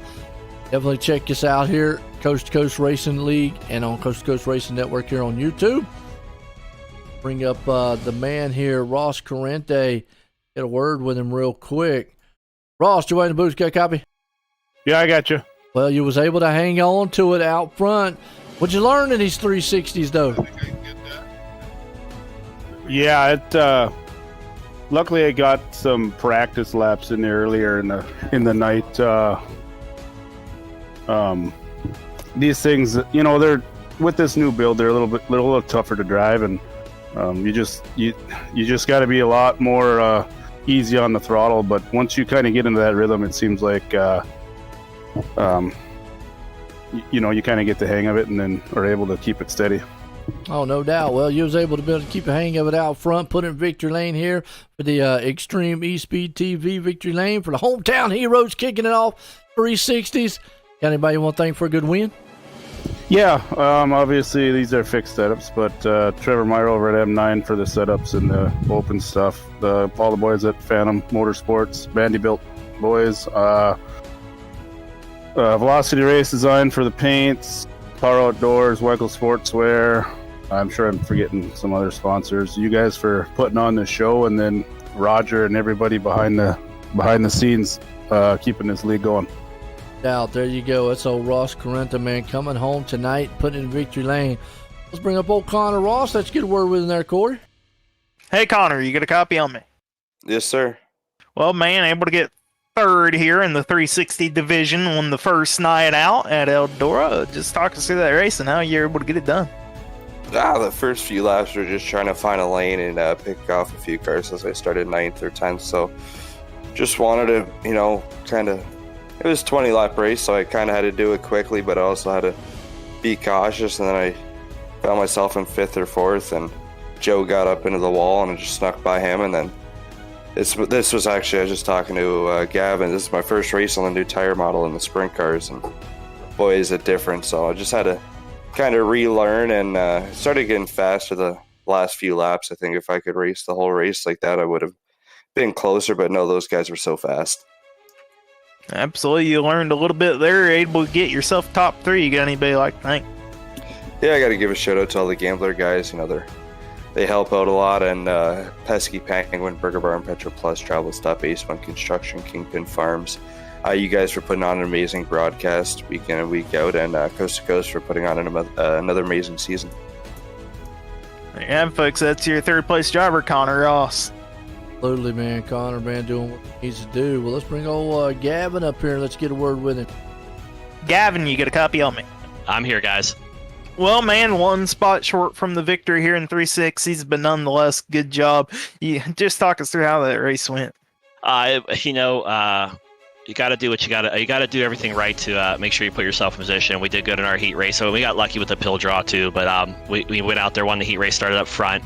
I was just trying to conserve and be smooth and save that right rear. And I wish I would have had a couple more laps. I think I might have had Ross there, and that last caution definitely hurt me and helped him a little bit. But that's okay. That's how it goes, and we'll take it's a good points night to finish in second, and looking big picture here. And congrats to Ross and Connor, both of them on a good run. Absolutely. Well, man, you got anybody I thank tonight for your outstanding second? That's what, you guys do an awesome job with the broadcast. So I want to say thank you guys. I want to thank Coast to Coast Racing for putting on an awesome league. I want to thank all the fans that came out and watched the race, and I hope that was exciting. I hope it gets more exciting with the 410s. We got them up next, and hopefully we'll keep rolling with the momentum. I want to thank anyone who comes out, all my fans who come out and watch the race and support me. I appreciate that, and just want to thank Chatham Motorsports, MSMD, Mike Schick Motorsports Designs, Velocity Race Designs, Northeast Outlaw Motorsports. Thank you to all the sponsors for all the help. There you have it, folks. That's your second place driver, Gavin Chatham. Yeah, no doubt. Well, folks, don't go anywhere. We got the big boys coming up. 410 wing sprints. We'll be right back here in a few.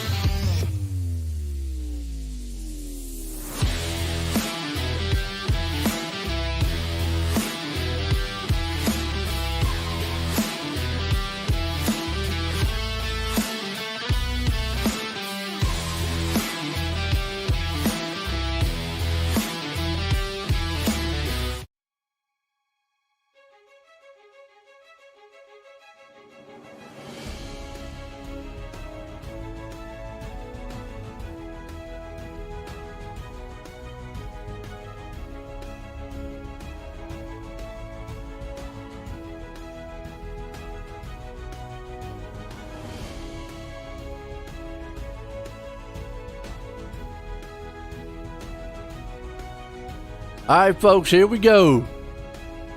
Might as well say the feature for the night for the dirt tracks here and the dirt cars here for the night, kicking off the season for the hometown heroes here at the Coast2Coast Racing League, and it's a solid one.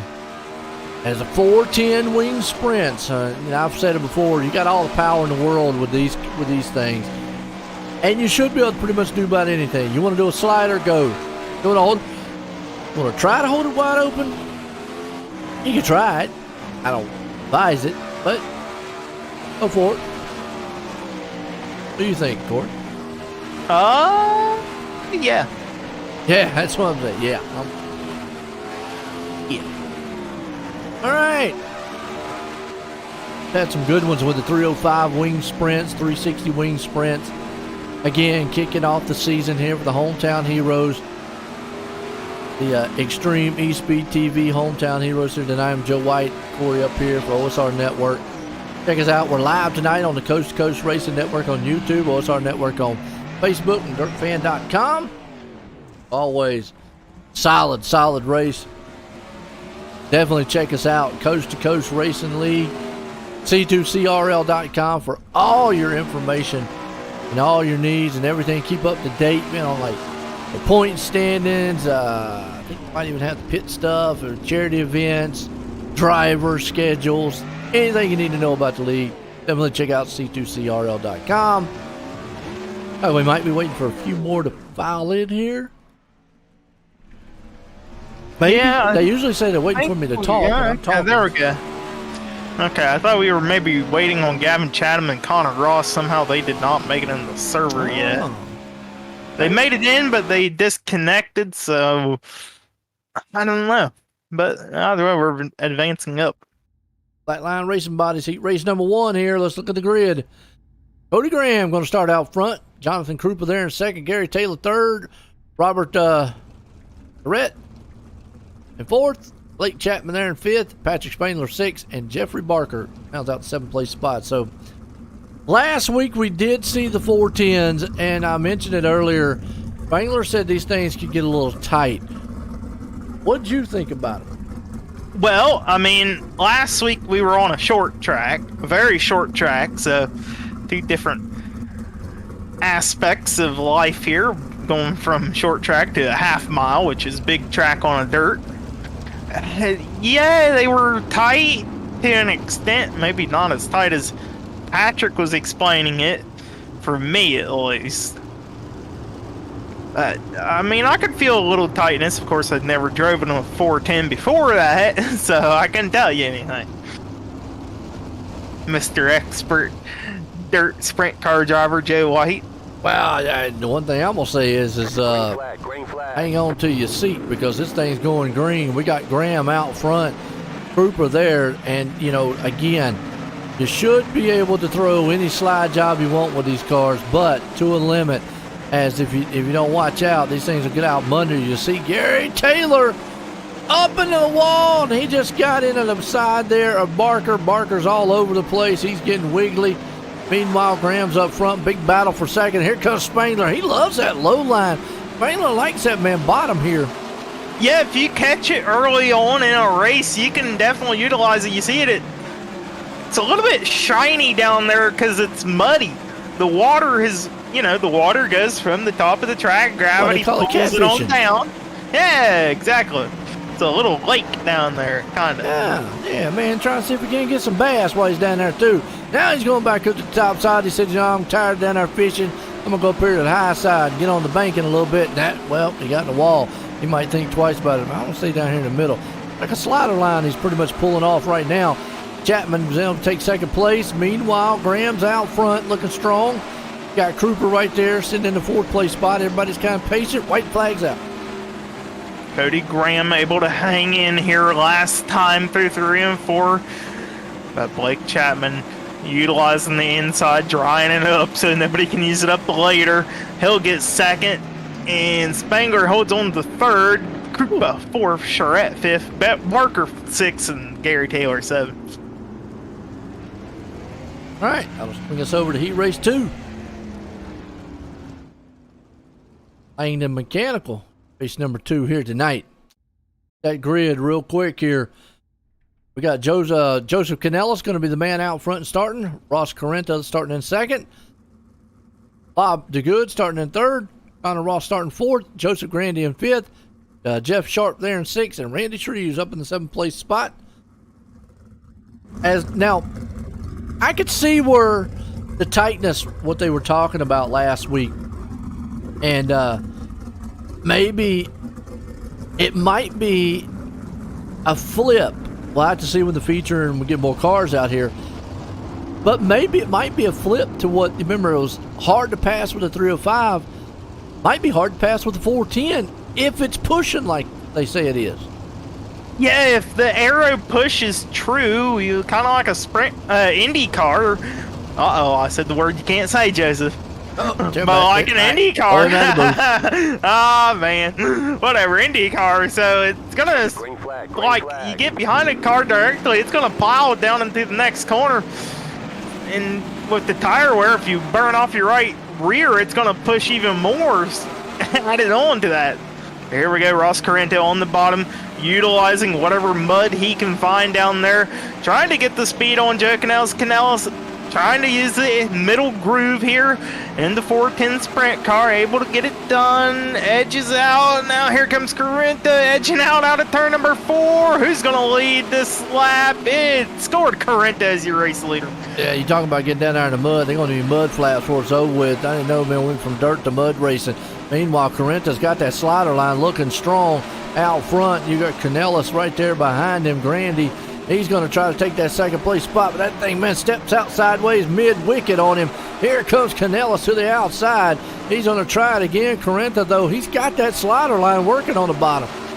Yeah, Carrenta went up top to block the line, cut the air off of Joe Canellis. Joe Canellis, he's going to have to break away from the air. You see Canellis keep up on the high side. Carrenta goes down low to pull the slider line. And actually, you know what I'm seeing? As they take the white flag, there is still a little bit of moisture up around the high side exit of turn 4. Yeah. See that? Coming out of turn 4, like I said, it's going to be Carrenta, Canellis, and Grandy going to hang on to third. What a 410, man, right there. Good run. Heat race number 2 here tonight. We'll swing it over to heat race number 3. New sponsor out here tonight, Top Notch Trucking, bringing us heat race number 3. Let's look at the grid real quick. Kevin Fry going to start out front. Brandon Dittmer right there in second. We got Dean Reynolds starting third. Jeff Flero fourth. Gavin Chatham, he's up in the old fifth. And Roger Craig starting in the sixth. 747 man himself. We get excited when Craig does good. Yes, you do. Like the old man game. Salty dogs. That's what they call themselves. Salty dogs. You're going to be a salty dog here in a couple of years. Well, by their definition, it would take me 5 years to get there. Okay, 5 years, half a decade. Yeah. 2028, we'll see Joseph on track. That's going to be my debut. All right, he just said it. On iRacing, my debut. 2028, folks. Mark your calendars. Oh, look at that wheelie out of... Yeah. You see that? I like the wheelies, man. We don't see too many of them anymore. You see a lot of them on those... on it now, they just spin a lot. But used to, man, when it first came out dirt, man, they do wheelies everywhere. Awesome stuff. Meanwhile, Fry's out front, Flero second. This is 3 wide. We're talking Roger Craig. He's out there saying, you know what? Give me some biscuit and gravy. I'm coming to the front. Baby playing into maybe the whatever. Poutine. They got Craig, the puta something. Whatever it is, that gravy stuff they got up there in Canada. Pouton? There you go. Freeze it. Okay. Appreciate it. I don't know that because I play a Canadian game. Oh, hey, look. It's basically gravy and... Anyways, look it up. Craig must have thought we was talking about him, and he got in the wall. Hey, man, look. Don't mind what we chit-chatting about up here, Craig. Get that thing around the track. Meanwhile, Fry's out front. Flero starting second. Chatham right there in third. Reynolds up in fourth. Dittmer in fifth. Every time we start talking about Roger Craig and getting excited, he ends up into the wall somewhere. There we go. White flag for Kevin Fry, but Flero trying to use outside. Never mind. Oh, wow. He caught the wall, and the wall won. Fry comes home winning it. Chad Ham in second, Reynolds in third. Bam!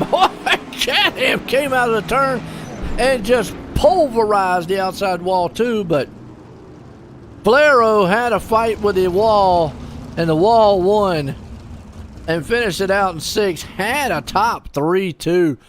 Folks, don't go anywhere. Got a little bit of warm up. We'll be right back here in just a few.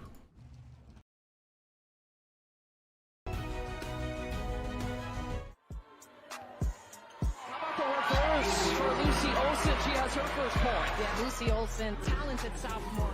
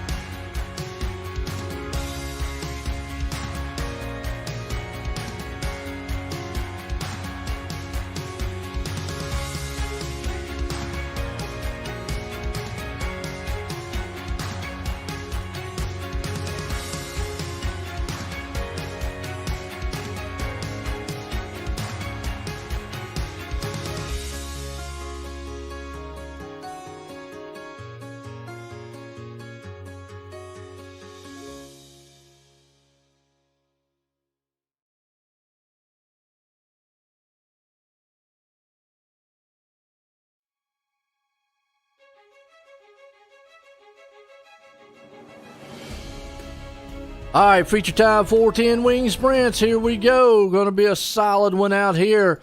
Let's look at the catalytic recovery lineup real quick. As a man out front, Cody Graham. Going to start her out there on pole. Ross Carrenta starting in second.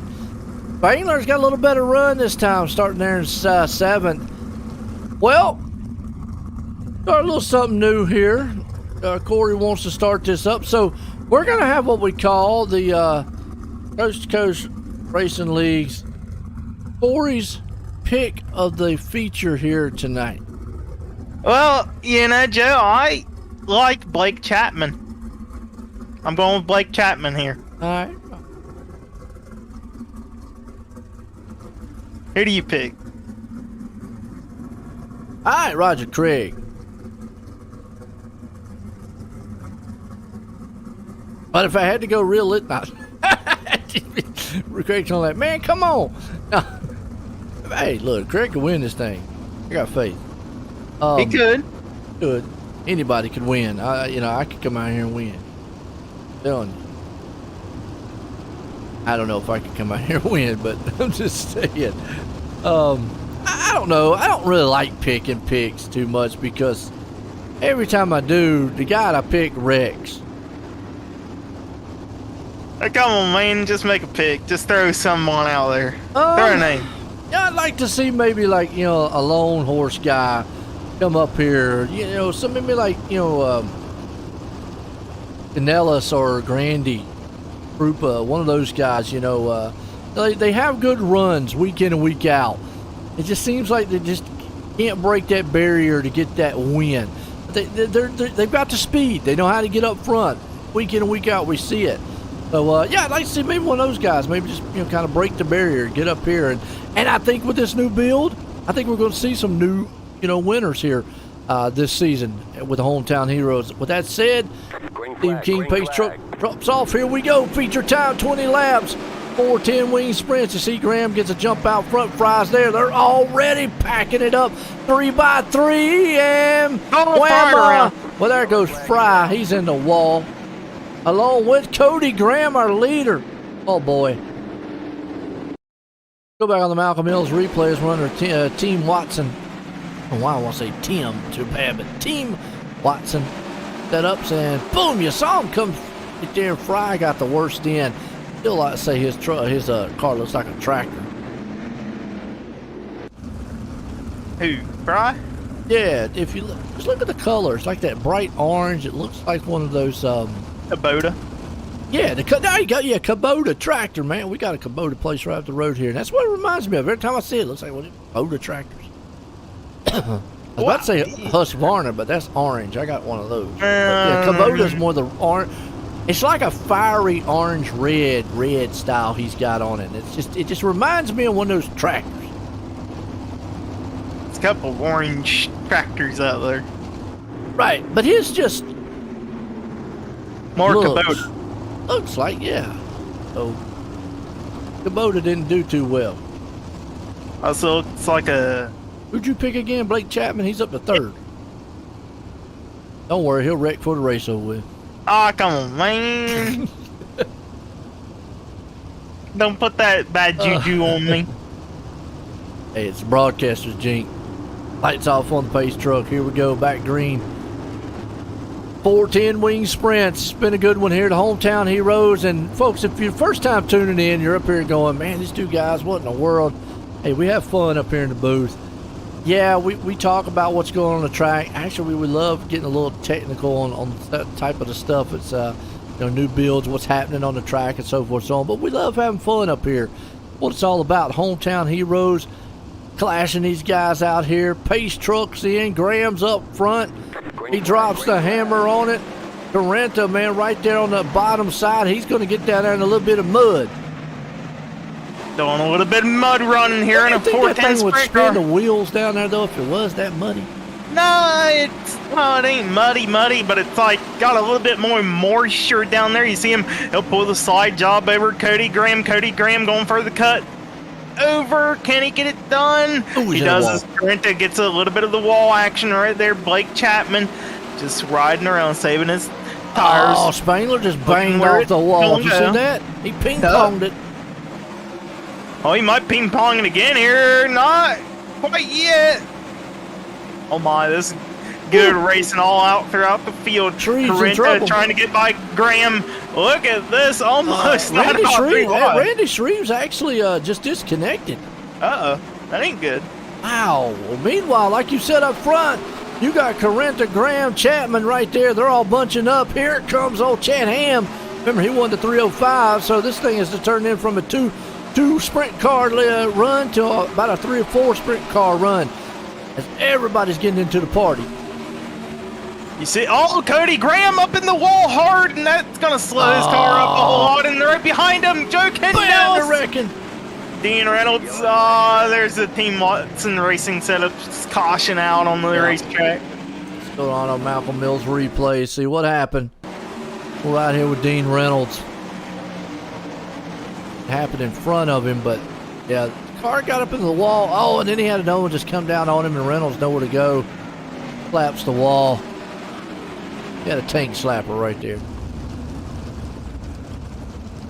Oh, okay. Dean Reynolds hitting a barrel trying to get into the pit road here under yellow. He can't. I see him. He's stuck. I see his spinning wheels. Here, help him out, Cody. Oh, never mind. Cody. Oh, All right, Chad Ham up in the second spot.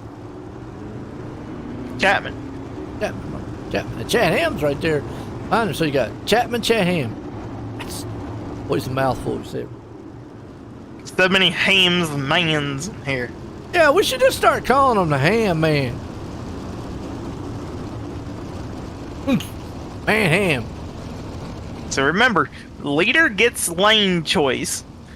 He can pick the top or the bottom. It'll be interesting to see where Ross what would you picks pick? here. What would, if you were the leader, what would you... I mean, because... All right, real quick. I'm going to say, to me, it really wouldn't matter. But what would you pick?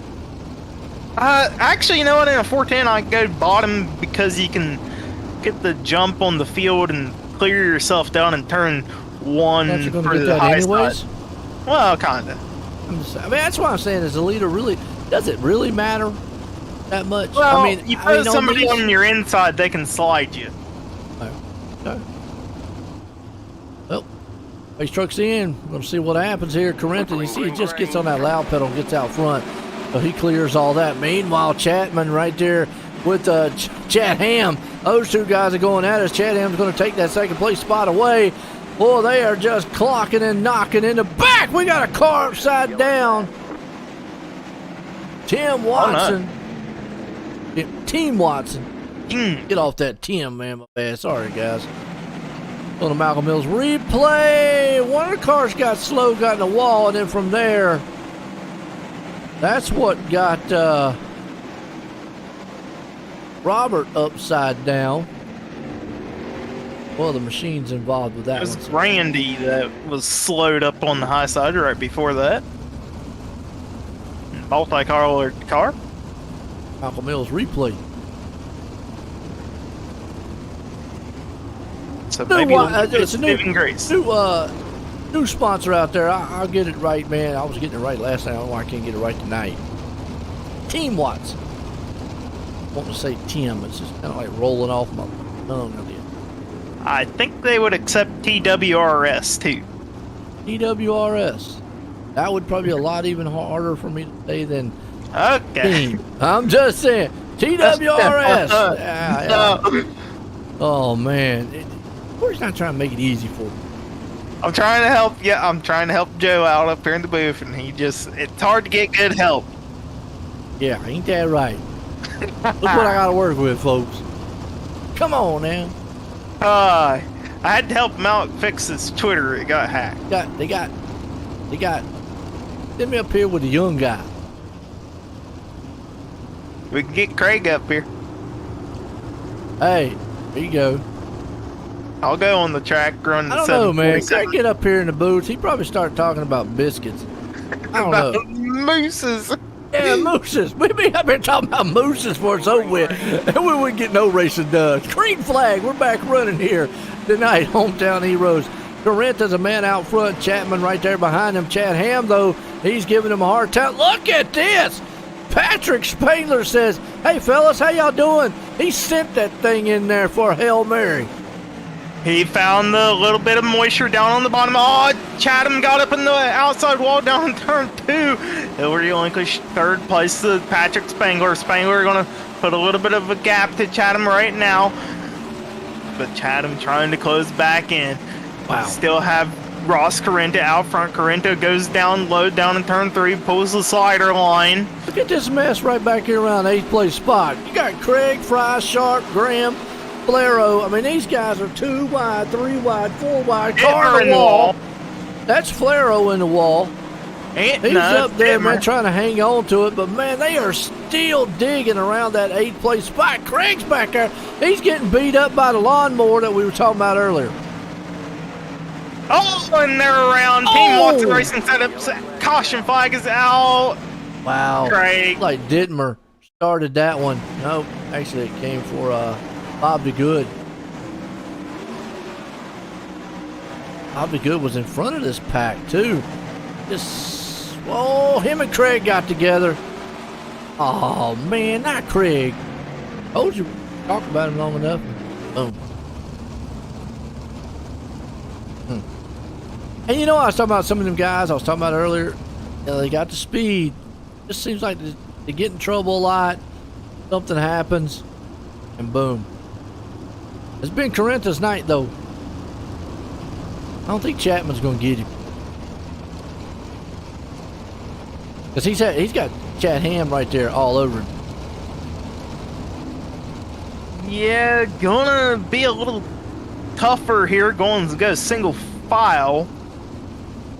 It all depends on how good of a jump Chapman can get on Ross Carenta. If they can start battling, that'll allow for Spangler and Chatham to get up behind those two. Spangler been throwing that thing into the turns. The thing about it is, though, you can kind of see what he was talking about getting tight. He can throw it in there, but it's not holding, and it's kind of pushing up the track on him. And I think that's where he's losing the momentum, is the middle off. He can get it going in, but he can't complete those passes. Yeah, he's hitting the mud and then hits a little patch of dry dirt, and that's what makes the car push. So far, though, the mud has gone away around the bottom for the most part. I mean, maybe a little bit of traction exit of turn 2. That's about it. So definitely gonna see up top. Green flag back at it. Carenta's out front. Chapman right there behind him. Patrick Spangler finally gets up into the third place. Can he hold off Chad Ham? That's what Chapman wanted to see. Them two battling, but are you kidding me? Kevin Fry had to fight back all the way from the back. He has got that thing rolling down on the bottom. Kevin Fry trying to see if he can't find any grip down low. He's got some down there in 3 and 4. He got time, too, to get some spots. Yes, he does. He's got some time here to collect a couple more spots to try to get back up to the podium. Kevin Fry using the bottom. You see Carenta, he does the slider line and both ends of the track. Chapman just trying to keep it up top. Now Chapman, he's going to go for the slider line down here in 1 and 2. He might have gained a little bit of time on race leader Ross Carenta. We'll do an eyeball check at the line, see if he's closed it in at all. He has by about 1/10. Yeah, well, yeah, you see Chapman right there. We're in a 92 to a flat 0 on Carenta's part and an 89 for Chad Ham. So they're pretty dead. He even up top. Meanwhile, Chad Ham, he's hanging on the third. Got Spangler right there on his back cush bar. 2 to go to get the white flag here for Carenta. He's been in a roll so far. Never mind. Ain't happening. Joseph Cornelis. Got a team watching set up. Caution. Go here to the Malcolm Mills replay, see what happened to old Cornelis. Car in front of him is slowed down. He ran over his tire. And from there, he's got all kinds of problems with that thing. That was Flaro and Graham that were together in front of him. Woo! Almost got to the white flag. Almost. Man, horseshoes and hand grenade. You heard that saying?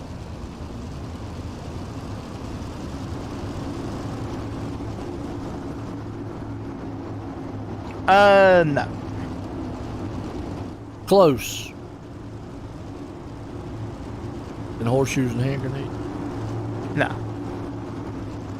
Young. Yeah.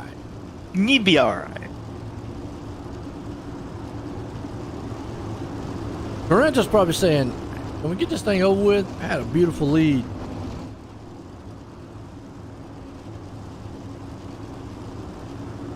Yeah, Carenta is just hoping that he can hold off Blake Chapman. He needs Blake Chapman not to get a good start here when we go back green.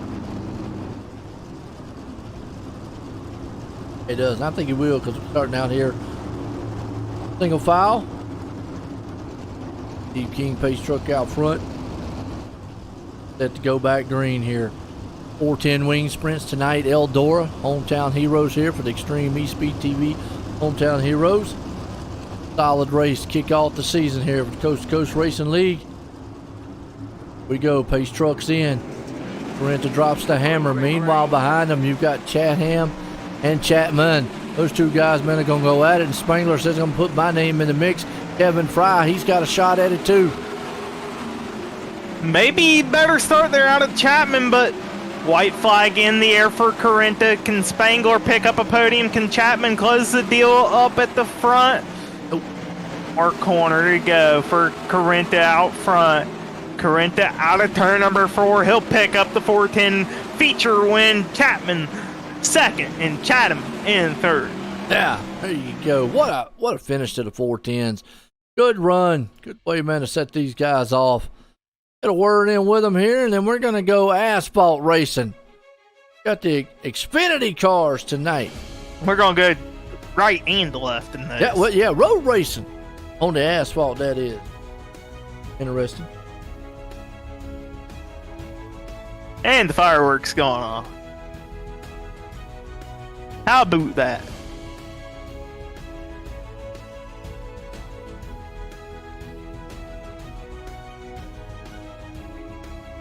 True. Well, let's bring up the man here tonight. Bring up old Ranta, get a word with him. Ross, join the booth. Got a copy? Yeah, I got you. Well, what'd you learn on these 410s? Be fast. Yeah, they are fast. They're fun. I don't know. I really, I mean, granted, it's only been out for a week or whatever it's been. I really enjoy this, for a couple days, honestly. I really enjoy this new build. It's totally different driving the sprint car. You gotta be patient. Can't burn your tires. We saw that on Monday night in the Renegades race. It's a nice little aspect thrown in there that makes them a little more fun to drive. No doubt. Well, I'll tell you what, 2 for 2 here tonight, looking really strong. I'll tell you, with a 410. Now, what did you feel anything change track-wise between the 360 and the 410? Well, I think the car count in the 360 race was a little higher, so I feel like it, towards the end of that 360 race, it got a little more slick. The slider line started to go away a little quicker. I felt like there was still laps left in that line I was running in this race. So basically just, and I don't know if that's just a iRacing deal or not, but track just didn't slick off as much with the lower car count. So, just able to run that nice slider line and keep it off the wall. There you go. I'll tell you what, just able to put it in the victory lane here tonight. You got anybody you want to thank? Yeah, I'd like to thank Phantom Motorsports guys, Bandybuilt guys, Fire Outdoors, Weichel Sportswear, Velocity Race Design, you guys for broadcasting this show, and then like before, just Roger and everybody behind the league keeping it going. So, hey, I'll tell you what, there you go, man. In victory lane there tonight, there was Ross Carrenta. Let's bring up all your man here, Blake Chapman. He did finish it out in second. Hey, Blake, you got a copy on me? Yeah, I got you. Well, how'd you pick to win this thing? You're just one spot short. Just talk us through how these cars handle and how you're able to get it done, though. Yeah, I'm sorry to disappoint you there. But, yeah, I mean, these cars, they're definitely different since the update. I was just, in there learning and getting used to it. And it seems like the slick's also a lot harder to see on this track. So I was just moving around trying a bunch of different things. I don't think I had anything for Ross. He was really fast running that slider line. And I was just kind of all over the place, hoping to hold on to second. But overall, not a bad night. Definitely learned a lot, and have to take that into next week.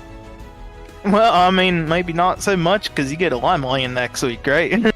Oh, yeah, that's right. Well, either way, you were able to keep it down in second place. You got anybody like to thank here?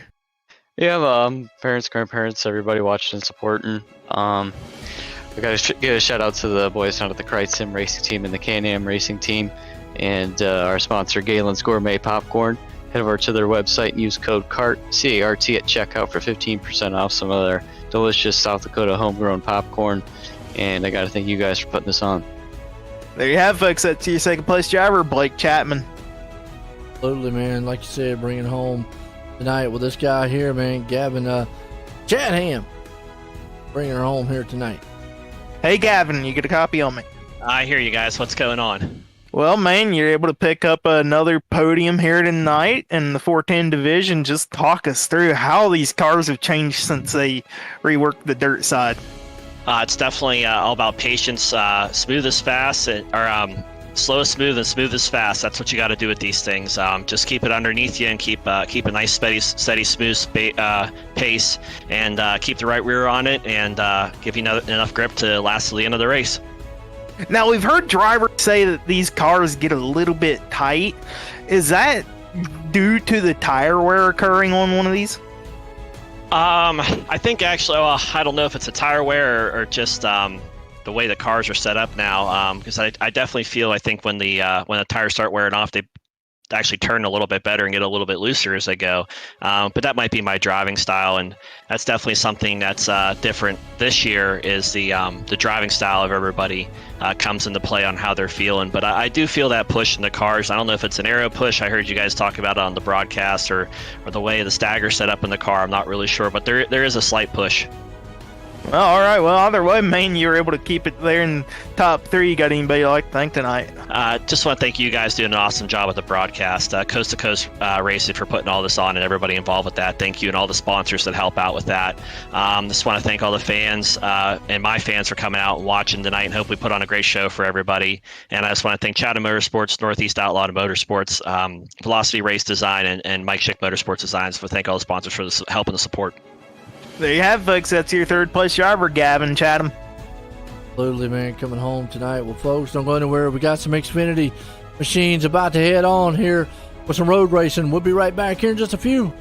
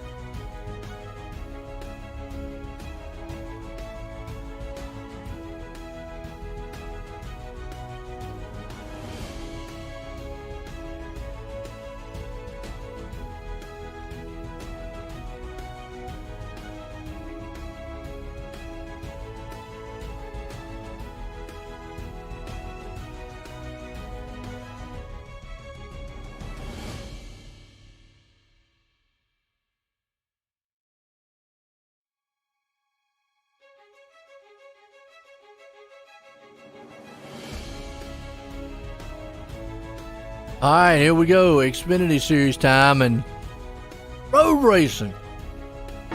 Something new. Turn left, turn right. Sonoma. Now, I like this track, Sonoma.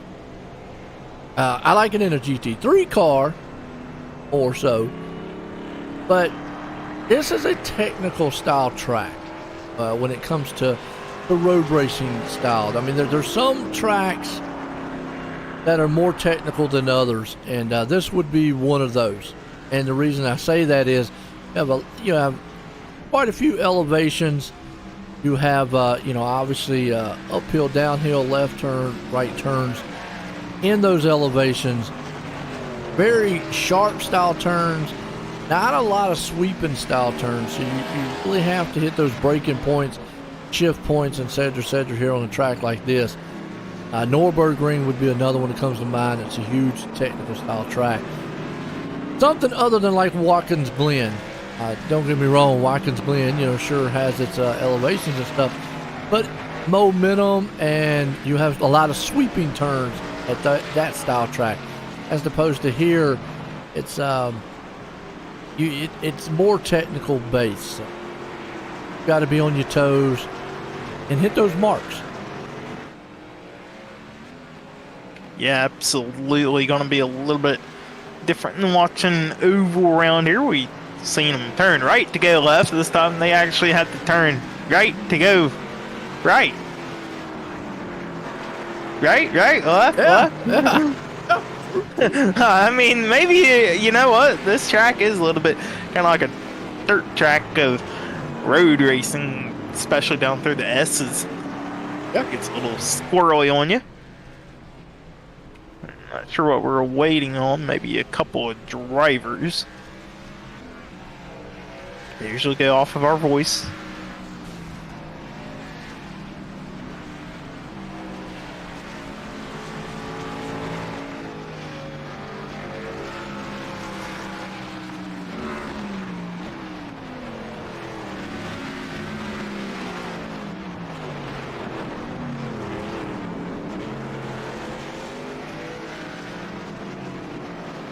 Yeah, it might be wait to see if a few jumps up there.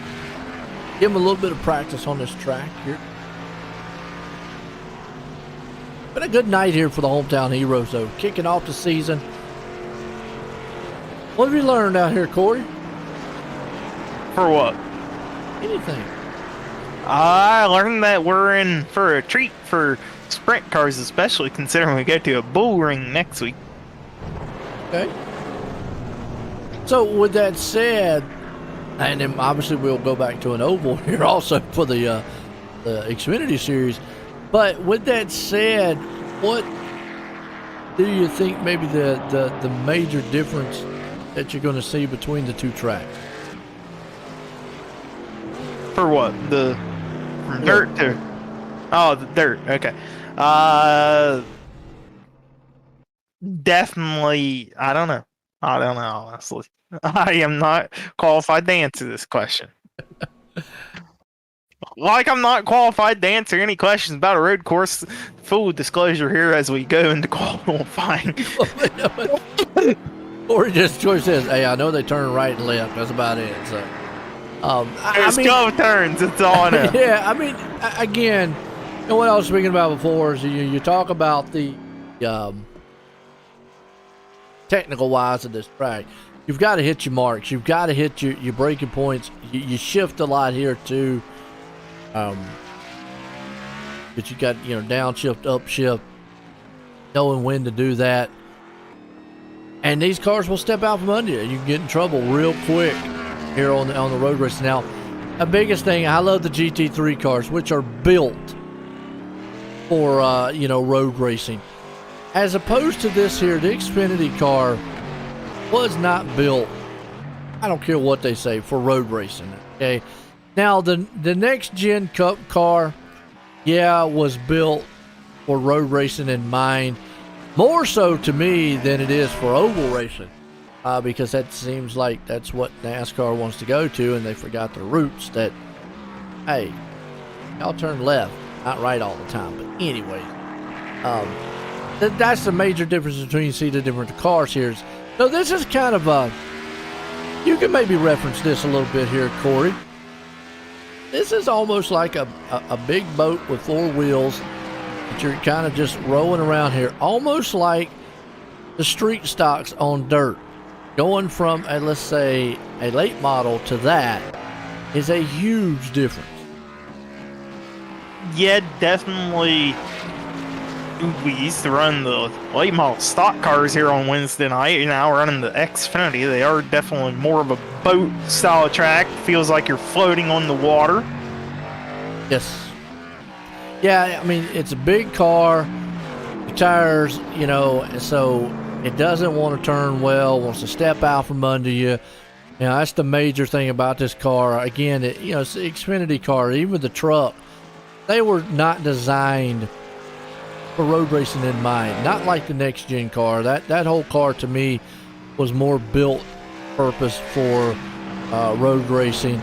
Still, even with that said, that car still is. We're talking about these. I still think weight wise on NASCAR cars, 3,400 pounds. It might be more.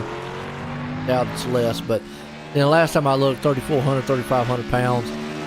So with that said, that's a heavy car compared to, let's say, maybe a F1 or even a GT3, because I think some of those or the other car, or the Indy car, yeah, they can road racing too. So compared to those, this is a heavy, and again, getting through these turns takes some technical ability. Yeah, and these Xfinity cars they're supposed to weigh 3,450 pounds without a driver. And they have 650 to 700 horsepower under the hood. That's a lot of horses for a lot of weight that ain't supposed to swing to the right. Let me give you an example of the difference between that's a good thing you brought up. 700 some odd horsepower, the weight here. GT3 cars usually are around 550. Because the notion is you don't need massive horsepower to get around road courses. You want the handling and all the car. So let me say this. A GT3 car at 550 horses or so could probably, the reason I don't say 100%, I'm going to say 95%, could probably either outrun or it's going to stay with this car. Why? Because it's going to be glued to the track. It's going to be able to take these turns, going to be able to do everything it needs, and you're going to be able to sling that whole thing into these turns. As opposed to this car, you go try slinging that whole thing in there, and guess what? You'll end up in the wall somewhere.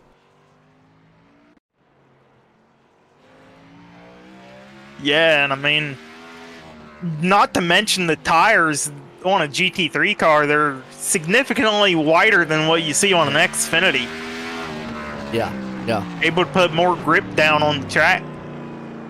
Absolutely. So, even though people might say, well, I got more horsepower, should translate to going faster. No, not on road racing, it does not. Again, that gets back into the more technical aspect of how the car is built, how the car gets around the track. And that also puts in perspective of what kind of muscling you have to do. So it is impressive with NASCAR car, especially Xfinity car, it is, the muscling that they have to do to get around this place. Because with that much power and the downforce that they don't have, you really, really got to push this thing.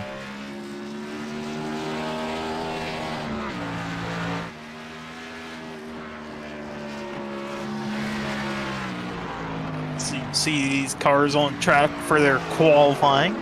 A couple of them elected not to qualify, such as Cody Graham.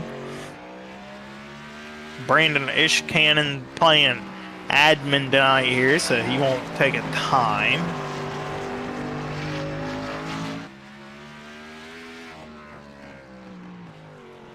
You're looking at the 04 car on the track. It's Peter Thompson. He's already got both his laps in, so he's just getting a little bit of extra practice. Andrew Cooper Smith getting his second lap done. He does improve a little bit, not going to move him up anywhere. Bowie, Chapman's going up front right now. Yeah, Zachary Chapman with a 1 minute 20 seconds and 9 tenths. What did you say last week on the broadcast? Tenths, hundredths, and thousandths. Right, everything on the, looking at the decimal, everything on the right side of the decimal goes tenths, hundredths, thousandths, 100,000. Now, I taught my youngest one about percentages and stuff. Is that what you were talking about last week on the broadcast? Sure.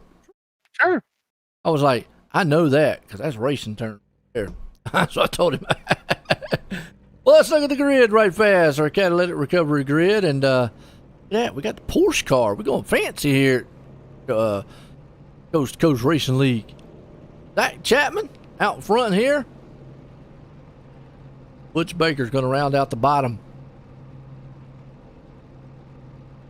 Well, how many laps we got? 25?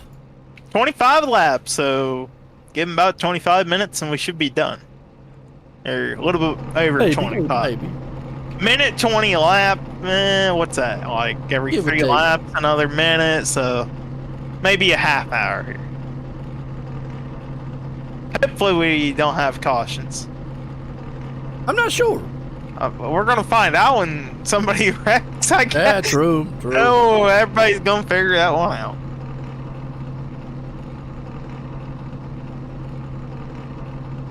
I think only 12 cars are gonna grid up, as we do not have Butch Baker or Jim Bowie in the server. Brandon Ishcannon gave himself a DQ because he's playing race admin. True. Again, they are looking for admins on Wednesday night for the Xfinity. Okay. Volunteer work.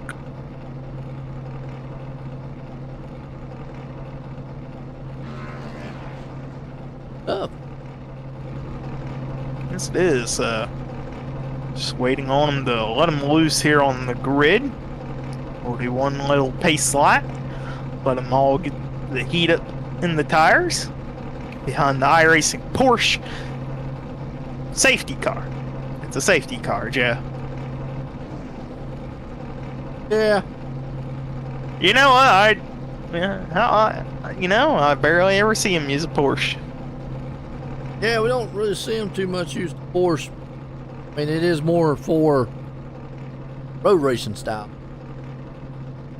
Usually we see the Mustang or the truck or the whatever the heck they made it. Neutral car. Style. I like this. You know what? The Porsche looks pretty cool out here. In front of all of these V8 now, see, American but that's Mustang. a road racing Porsche too, though. Uh-huh. That's a big difference.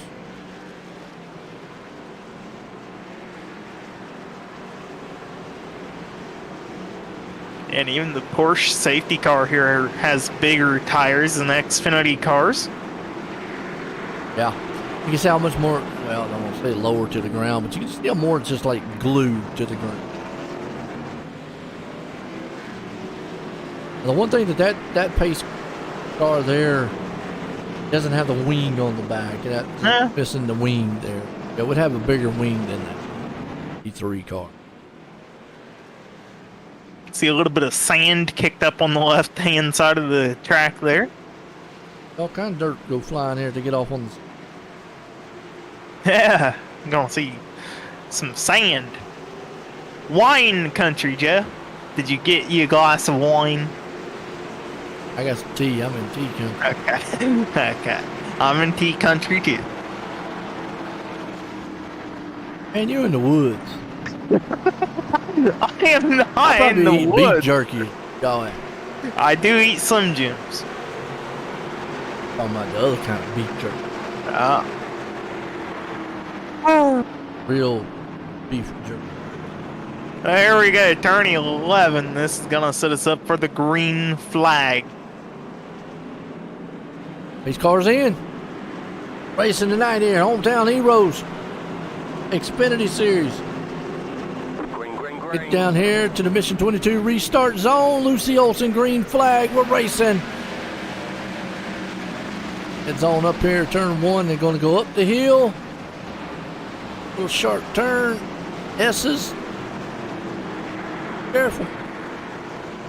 They hit turn 2 there. They'll go down here in turn number 3. Top of the hill, it's turn 3A. Car's already off the track. Uh-oh. We got sand being kicked up. Ready. Tim Chapman. Back here. Cody Graham. Kind of look through. Roland Olsen. Lucy Olsen's dad. Proud dad. She's going over to China for that's awesome. Basketball game. Yeah, well, she's going to China on the Team USA. Mm-hmm. Play for them, so that is awesome. Riding along here with him just to show you kind of how he's getting through the field. Started 10th, still running in 9th. Definitely. The lifting and all. Oh, Zachary Chapman being shown as crack. Oh, Chapman got around out at turn 11. Uh-oh. Back on the replay here, see what happened to him. Mills. Chapman was out front. Heel issue, I guess. What happened to him? Yep, there you go. That's just putting too much throttle coming out of the turn. Another thing we need to talk about on road racing is when you get back, step on the throttle and change gears, the biggest thing is make sure that car is 100% straight. And he's got a car there of Andrew in front of him, spinning. Oh, no, we got cars going off track Tim everywhere. Chapman, yeah, he's off on the track. He did a little, like you said, Tasmanian Devil. That puts old Logan England up front. Lewis, my bad. Lewis. Wait, hold on. We're going to have to get that confirmed if he wants to be called Lewis or Louis. I know it could go either way. Lewis for right now. I'll say Lewis. Go with it. Ooh, got a car back there. That camper, man, he's out on the dirt. Came around that turn, that thing kicked sideways. Oh, we see that a lot here, and you see him down here in turn 11, gets harder on the brakes. Oh, for sure. I don't know. So turn 11 picking up a couple of victims already, and that's Jeremy Tate. Tate's trying to get her turned back around. On, there you go. He had to wait on the field to get on by, and we're going to have to make a 3-point turn. England's got this thing figured out up front. Well, I think the key here is patience. You do not want to push the car too hard. You see Peter Thompson, or as you say, Thompson. Oh, man. Thompson. Well, there's another thing. Hit those little rumble strips. Send that car up in the air. Connor Ross trying to chew up the back end here. Thompson. Right on board here with Ross. Good battle for second place. See him go through the gears. Always love these S-turns. And you can just see right there just how much this car slides. The one thing I'm noticing here with Ross when he's going through those S-style turns, and I love those S-turns because in a GT3 car, it just feels like you're gliding through there. Here, and never mind, he just went around. Almost hit a tire barrier. Did. But he was sliding going through there. I mean, just side by side. He was muscling that car. Talked about it earlier. Chapman's trying to make his way back up front. 8th. Ross. And he'll fall back to 5th after that. Robert Tourette. Oh, Kemper off track down here in turn 1. Okay. He'll find his way out of the sand trap back onto the racing surface. Ooh. Ooh. Let him go. You talked about it a minute ago. Talked about patience. You know, you gotta have those patience. Riding here with Meglin, seeing him go through the S is a lot different. He looks like he's more gliding through it, and that's what you want. You want smooth. I mean, you still want to be smooth, just like you are in an oval. Gotta hit those marks right. Hit the rumble strips. This car's going to slide no matter what you do. He looked really smooth going through those S's. Onto the final turn here. Huge sharp turn. Don't want to put too much turn into it or too much throttle. And you probably go all the way down to second gear. You might even go to first gear, as sharp as that thing is. I'm not quite sure. I can't see the gears here, but and that's where you got to be careful, because when you come out of that turn, get back on the throttle, get back on it too hard. Obviously, you got those higher RPMs, lower gear. Boom. Then you know you can step her sideways. Coming up the hill. Yeah, he looks smooth. Meglin definitely looking a lot smoother than a lot of guys out here right now who are fighting the wheel. Yeah, he's just trying not to burn off the tires so he doesn't have to take them when he comes to the pit road here, because they are going to have to come to the pits. They only got 18 laps worth of fuel, so maybe depends on if he wants to short pit it. He could come in anywhere around ballpark of lap 10 onwards. Now be watching safe. here, yeah, true, right. Now we're watching Thompson here riding with him. Big difference I'm seeing him going through the S's is chopping the wheel a little bit. That's something you don't want to do in road racing. Just get out there and just yanking the wheel back and forth a little bit while you're going into turns. You want to still keep it. I mean, you want to in an oval also going into the turn, but really so here. Him going to that last turn, looks like he had to put a lot of wheel into it. Got that thing kind of out there, but it just looks like he's a little bit more choppier than what Meglin is. Not quite as smooth. Doesn't look like he's muscling the car though. Not like we've seen a couple of them like losing the rear end and so forth. But you see, he's putting had to put a lot of wheel input into it right there for that turn. Probably a little bit more than what he wanted. And that's an indication of maybe just overdrove the turn a little bit. Got in there a little bit hot. Had to give him more than what he wanted to. Still didn't step it sideways. That is a good thing. The problem is it looks like he might be overdriving some of the turns. Maybe trying to run down Meglin a little bit too much. Back up the turns is another thing. Slow in, fast off. That's the main word you see a lot and hear a lot in road racing. And watching him go through these S's right now, Corey. Lap car in front of him. Yeah, he had to slow up just a little bit for that one. But he looks a lot better coming through the S's that time. But just it's a mental game when you go on road racing, and you want to dive into those turns so bad, but really you gotta get out of that. You want to back the turn up, slow in, fast off. And another thing is you want to like chain the corners together. If you are setting up one corner bad, the next two corners could be bad as well. You gotta hit the first corner perfect, and then the next two will be good. And that S turn right there is a big one that you just spoke of, because you're so close to it. If you get into those S turns like we saw there a couple times, going in too hard, going in too deep, that's what I'm saying, hitting your marks on the turns, braking points, shifting points, then you're going to get your next turn, like you just said, you're going to be all off your game plan going in. So right now, Meglin, though, he's got to figure it out front. Thompson there in second, Ross coming up in third. Pit stops, though, you mentioned it. How long are they going to go? I'd say at minimum you got to get at least 10 laps in before you decide to go in. We got a car off Chapman, down there. man, I'll tell you what. Remember Chapman earlier? Got off the track. Come back up to 6th. Ooh, Kemper's off the track.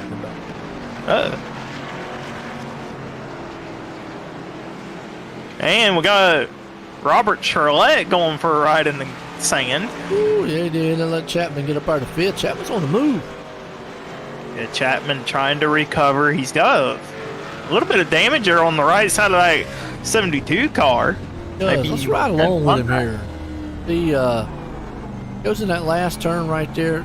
Not too bad. Didn't put a lot of wheel input into it, so that means he did it. But he did spin the tires. And that right, you know, we were riding along with him there, and that was just a perfect example of what I was talking about earlier. You're in a low gear, and you saw that thing jump straight up to 8,000-9,000 RPMs. Get too much throttle. I mean, it's going to spin the tires. Right there again. He's in the middle of a shifting, and maybe he needs to, you know, when you shift, don't shift as soon as you come out of the turn. Let that car settle, then shift. You don't want to shift while that thing is all, you know, coming out of the turn, because you're not totally straight. You definitely don't want to shift during the turn. And I think that's what's happening right there. He shifted going into the S's. One thing I learned about on some of the road races too, you can get caught up real easy on this, Corey, shifting too much, thinking you've got to slow the car down, etc. And I've done it, and sometimes it's better to keep it in a lower gear and go through the turn and then shift it back into your higher gear. Like, let's say, for instance, I mean, these should be only 4-speed cars, but most GT3 cars are like 6 speeds. But let's say, for instance, you are in a turn and that you're wanting to go down to second gear. Sometimes it might be better to stay in third, because it might keep the car stable. It all depends, you know, how you have to approach that thing. Yeah, and you know, right now, I don't know how Zach Chapman is going to be able to take over from the lead. I mean, he's going to have to do a variation of a strategy here. If I were him, I would honestly pit this time. So, Zachary, if you're listening, listen to the crew chief. I mean, in a nutshell, the bad, there's a two sides of bad things. Obviously, in real life and in road racing, in NASCAR, that is, they have full course cautions. Now in GT3s, F1s, Indy, stuff like that, they don't have full course cautions unless it's something major happening on the track. It's usually like a short curve, you know, that turn or whatnot. But here on iRacing, I mean, you can set it up to have full course, but there is no caution. So with that said, for him to make up a 19-second gap on Meglin, he's going to need them to make a mistake. Right now, Meglin is pretty much on rails out there. Everything we've been talking about, he's done to perfection. Yes, he's been chaining the corners perfectly. Smooth on the throttle, smooth on the shifting, smooth on the steering, and had to go a little wide there to get around Andrew Cooper-Smith. Thompson right there behind him has done a good job. Thompson's been closing in every so often. You get to a lap car where you don't want to catch one, and Thompson's able to get by him better than Meglin. Yeah, real quick here. I'm riding on board here with Thompson. Remember I talked about that shifting? Chapman was shifting gears middle way through those S turns. You see here Thompson is staying pretty much in one gear throughout. That's what I'm talking about. And then you can see the difference between Chapman was fighting that car because he's shifting so much, and you can get caught up into that real easy. I have before.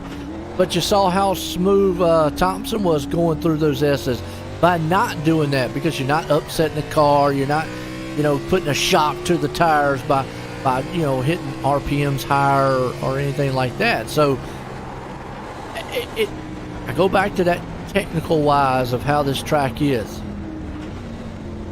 See, Thompson, he was able to chain turn 1, turn 2 perfectly right there. Yeah, he's Puts smooth. him good for 3 and 3A. Riding here with him, he's as smooth as Meglin is. Sometimes when you just get behind somebody, there's nothing you can do. You know, you want to so bad. And here's another thing, and it's going to happen on anything, you know, dirt racing. It can happen on oval. You get that close, and you can end up overdriving like you did right there a little bit going into that turn. You're thinking, I could just make up a little ground. But watch as he goes through these S's. He shifts one time right there, and then the rest of the time he goes through. There's no need, but you could almost sit back and go, well, man, I'm way down, 5,500 RPMs. If I shift one more time, I'll get back in the power band up. Not necessarily. You actually could put a shock to the tires. Now he shifts it back up. He lets it go on the red line coming out. You want to get all you can out of the gears, and there he just overdrove that one. Yeah, he drove it in hard there. And that's what I was mentioning there, Corey. That was beautiful that we saw. It correlates to what I was saying, that sometimes you can get wrapped up and you think, if I could just make up that little ground, and it's a mental thing, and end up just over driving the turn in the car. Yep, and you know what? He still gained 2/10 on Lewis there. And lost those, man, but he gained it all and then lost it. That's what happens. And then lost it. Yeah. And that's road racing. Now, with that said, 1 second lead on oval is a pretty darn good lead. 1 second lead on road course is nothing. A 15-second lead is what we would probably say a 1 second lead on oval is, because one turn, bad turn here, wreck off the track, spin her out, and you have to try to get that thing going back straight. You could cost yourself anywhere from 3 to 5 seconds on the track. Tim Chapman coming into pit road, but he's already a lap down, and okay, he almost didn't. Oh no, he about exited pit road early. Got Zach Chapman pushing it back up here to third. Again, I go back. Yeah, he's 16, 18 seconds back. Even if Meglin and him made a mistake, let's say he went off the track, he wouldn't make up all that time, but he would make up a good portion of it. Probably put him maybe 10, 11 seconds back. He would need Meglin to make a couple mistakes. Or one big one. Yeah, it would take a big one to where probably Meglin would have to go into the pits, like, really hurt the car or something like that, yes. If he just went off the track, maybe spun it out, was able to keep going, he would need Meglin to do that maybe a couple times to get up there to him. And I think that's the only thing, unfortunately, is the only way that he's going to get up there to those two guys. Peter has lost a little bit of ground there. That last lap to Lewis dropped back about 5/10. Halfway through this thing, and I'm not sure. Are they going to split it in half? Or are they going to go as late as they can on the fuel and tires? And okay, that answers the question right here. Lewis, Peter, both down pit road.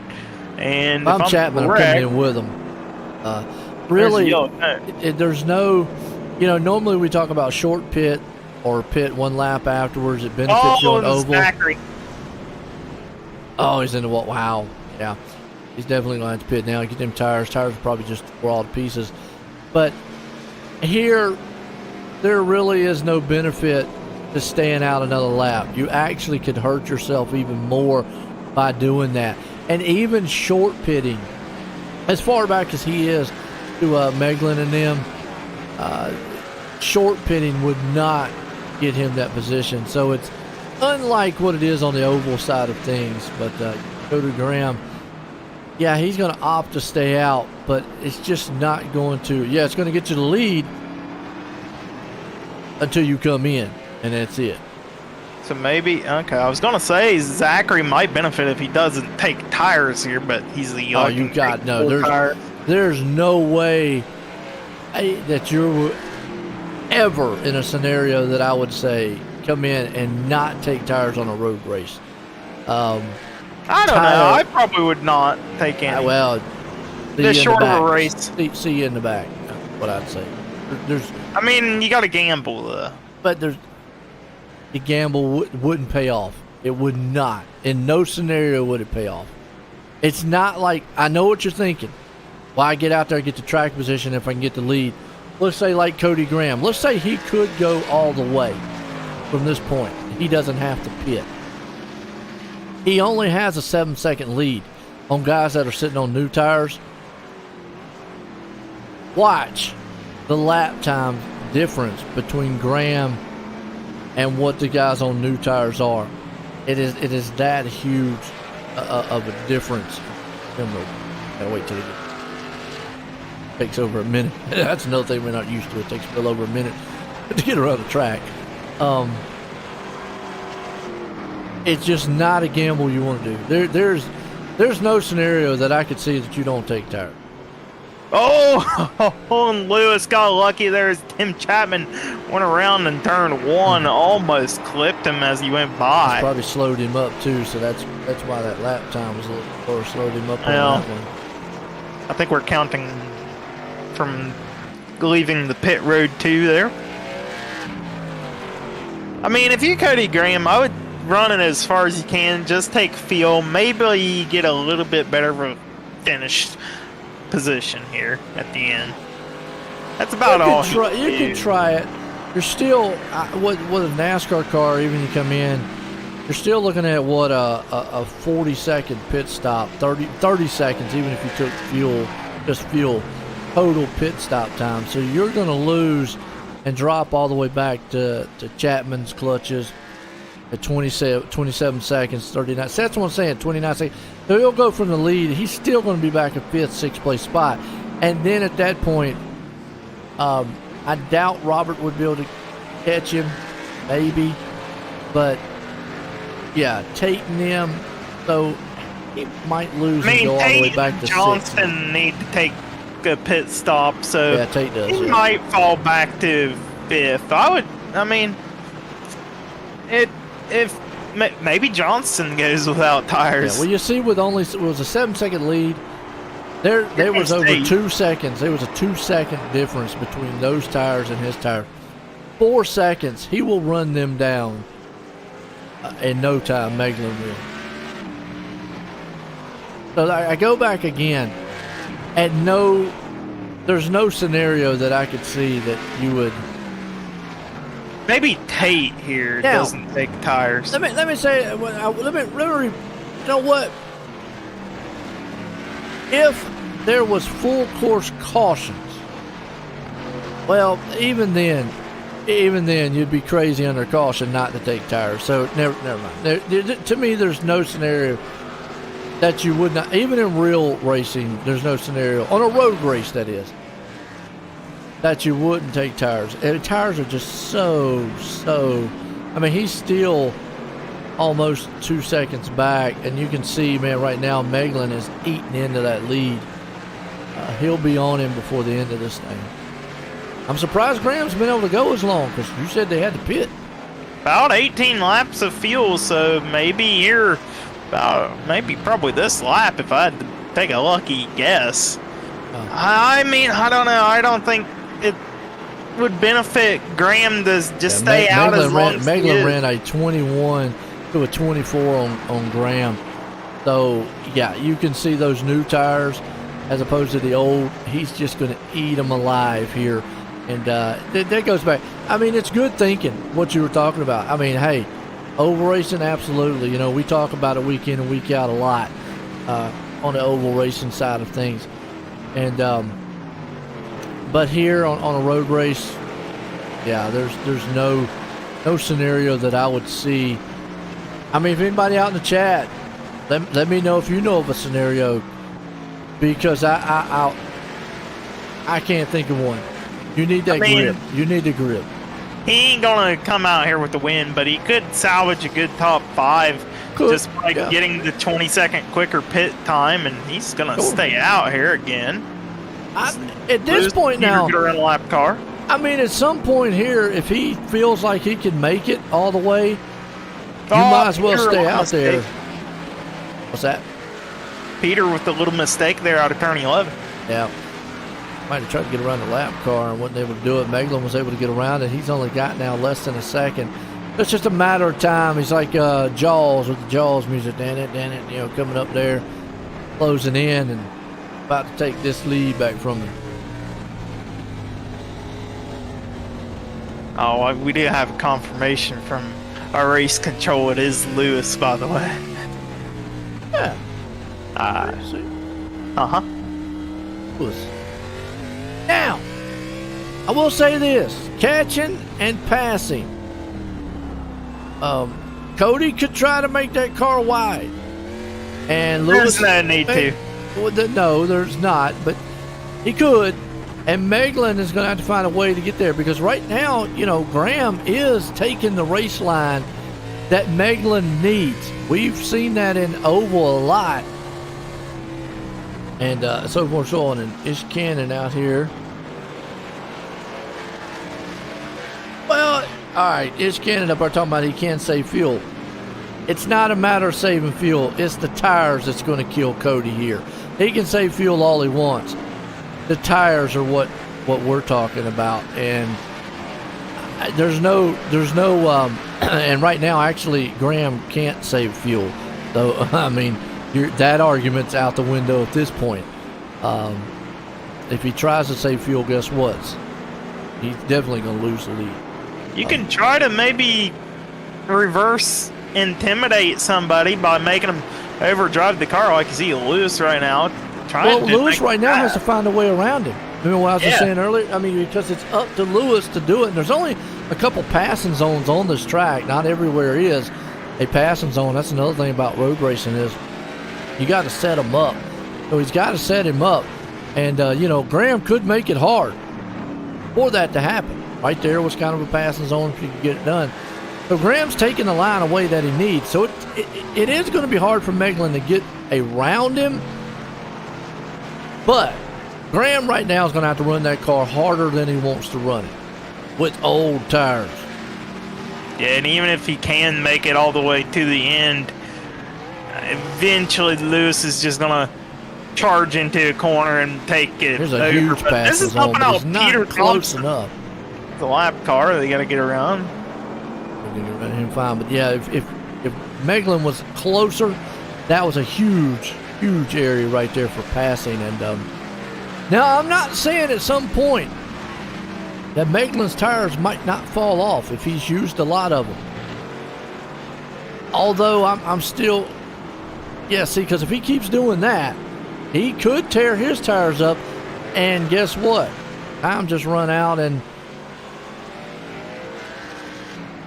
Graham's done an outstanding job of just holding him off. And this is helping out Peter Thompson as well. He's able to get back up after that little mistake a couple laps ago in turn 11. Yeah, he'll get up here. Yeah, this might be it. No, he's going to back off. Oh, Graham, man, did you see right there Graham locking the tires up, braking hard? He actually outbroke Meglin. He knew right there Meglin had the preferred spot, but he is that shows you Graham right now is driving her hard. Harder than probably he wants to. Now, will that translate down to getting down here maybe to 2 or 3 to go? Will that mess those tires up? And he goes into a turn. Turn 11. Yep. Yeah, it's a matter of time. But never mind, he overdrove the turn. And that's right there, I think, is the nail in the coffin for Meglin. Wow. The mistake that Graham needed. Well, now can Thompson get up there? Yeah. Thompson saved enough tires to get around him. Oh, he's going to have to lock it up down here in turn number 2, though. Oh, my. Wow. So, you ever see such a good road race? I'm going to tell you what, I mean, excuse me. I got to give a shout out to Graham on those tires. He understands those guys behind him are faster. There's no question. But he is making that car wide and making those guys work for it and use those tires up to get around him. And that's road racing. That's road racing geniusness right there. Let's say it. He definitely knowing what he needs to do. Now, I mean, Lewis didn't quite lose as much as I thought he would have there. Time's going to run out on him, I think. 3 laps around this track, man, for it is a long time. 2 miles. Yeah, you're right. It is a long time. You're right. And we still got what? Is it 3 or 5 to go? We're gonna have 3 to go. And there's is he gonna overbreak it? Oh wow! So Graham had to pit. Man, that's a heartbreaker. Yeah. Wow. Just couldn't go to and see, now I don't understand.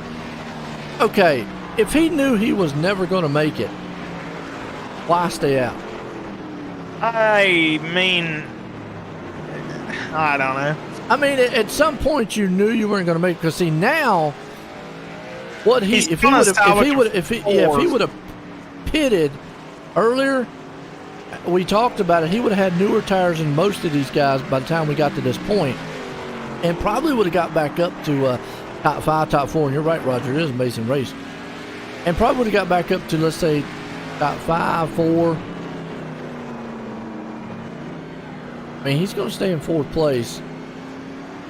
Looks like Johnson had to pit also, and I think he's going to have enough position. But he might even been able to get back up to maybe a top 3 with the newer tires. But he did what you said. He didn't take tires. He took just fuel. It takes 47 seconds total lap time to get in and out of pits. The only way he would have done anything is if he could have made it to the end. He had his goal set in mind. Hope it had enough fuel and just stored by a couple laps. If he would have had enough fuel, I think he would have probably came out of here. I don't know if he would have stayed I don't know if he would have stayed and won it, because I think Thompson and those guys eventually would see Chapman out there still spinning tires coming out of turns and third. But I think those guys would have eventually got around him. There's Tim Chapman in the back. Oh, he's right there. He's been crashing a lot here. Thompson right now is really driving that car. They're probably starting to feel a little bit, but you talk about lap times. Last lap, Meglin and Thompson ran both 22. One ran a 97, one ran a 78, so they're running almost identical. Couple hundredths difference. Problem is Meglin's just going to run out of time. He's 1.6 seconds behind. He needs Thompson to make a mistake. And time's winding down. I know it's a long track, long lap time, but you make one big mistake in a couple of corners, and that kind of ruins your entire lap.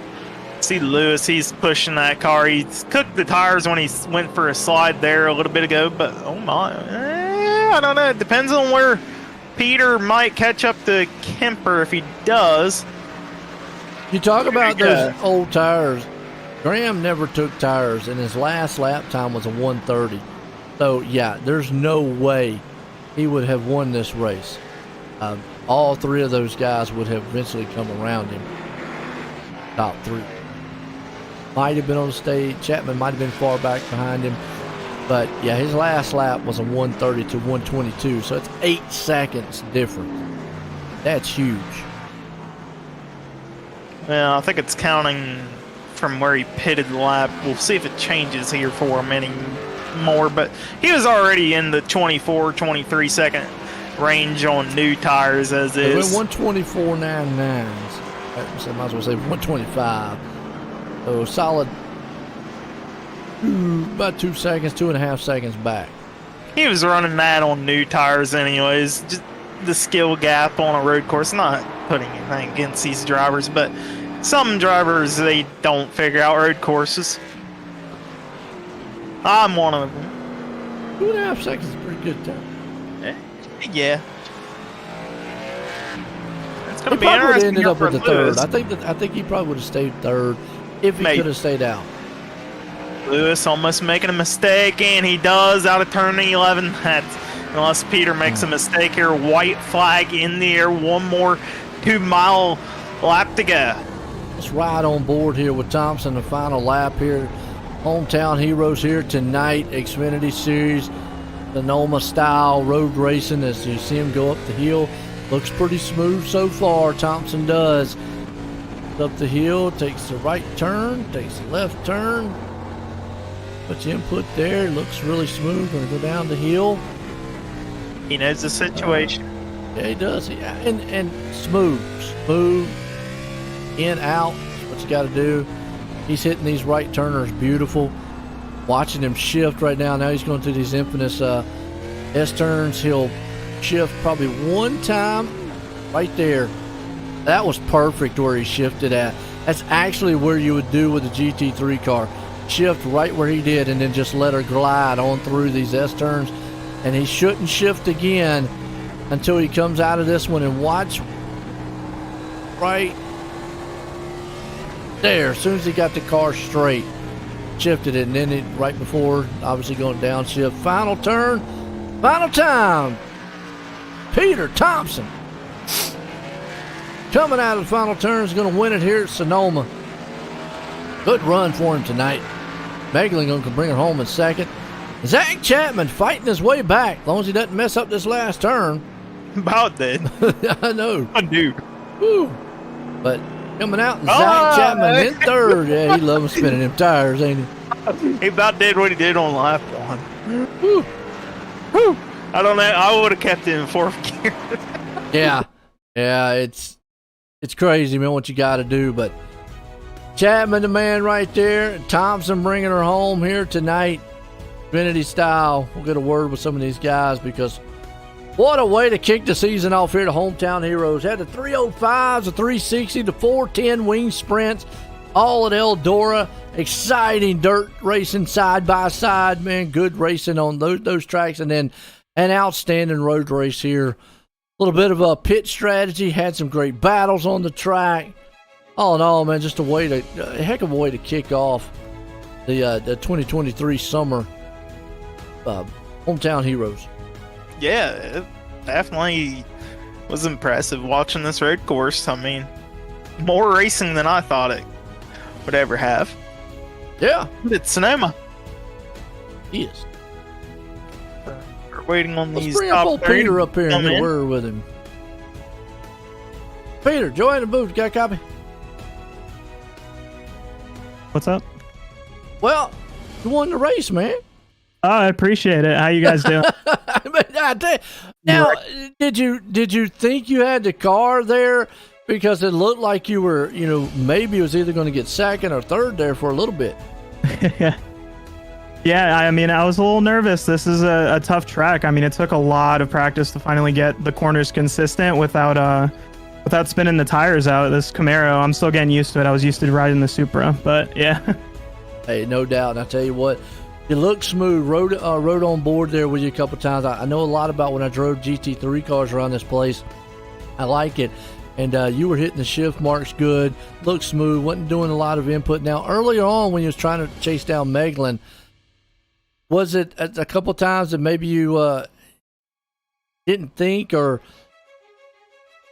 crossed your mind that you might have overdrove a couple turns? Oh, for sure. I was beating myself up a lot, especially towards like that back half where he was getting a good gap on me. But thankfully, once Cody came into play, it kind of came a little tighter, and I was able to work my way back up there. Hey, no doubt. Got the pit strategy, got the right moves here on the track tonight. Kicking off the season here at the Extreme eSpeed TV Victory Lane. You got anybody you want to thank for the win tonight? Yeah, absolutely. I'm going to shout out our sponsors, Makoni Setup Shop, RSN Trackside, and Slide Job Racing Network. And a huge shout out to my teammates on Aspire Sim Racing. Jeremy, Preston, Bob, Jacob, all of them. They've been huge helps on getting me to where I am now. So I appreciate them a lot. No doubt. Well, let's put you in victory lane there tonight here for the Hometown Heroes Sonoma. Again, congratulations there, Peter. Thank you, sir. Appreciate it. There we go. That's Peter Thompson. Well, let's bring up this man here who was able to hang on a second, but he had a good car, old Lewis Meglin. Hey, Lewis, you got a copy on me?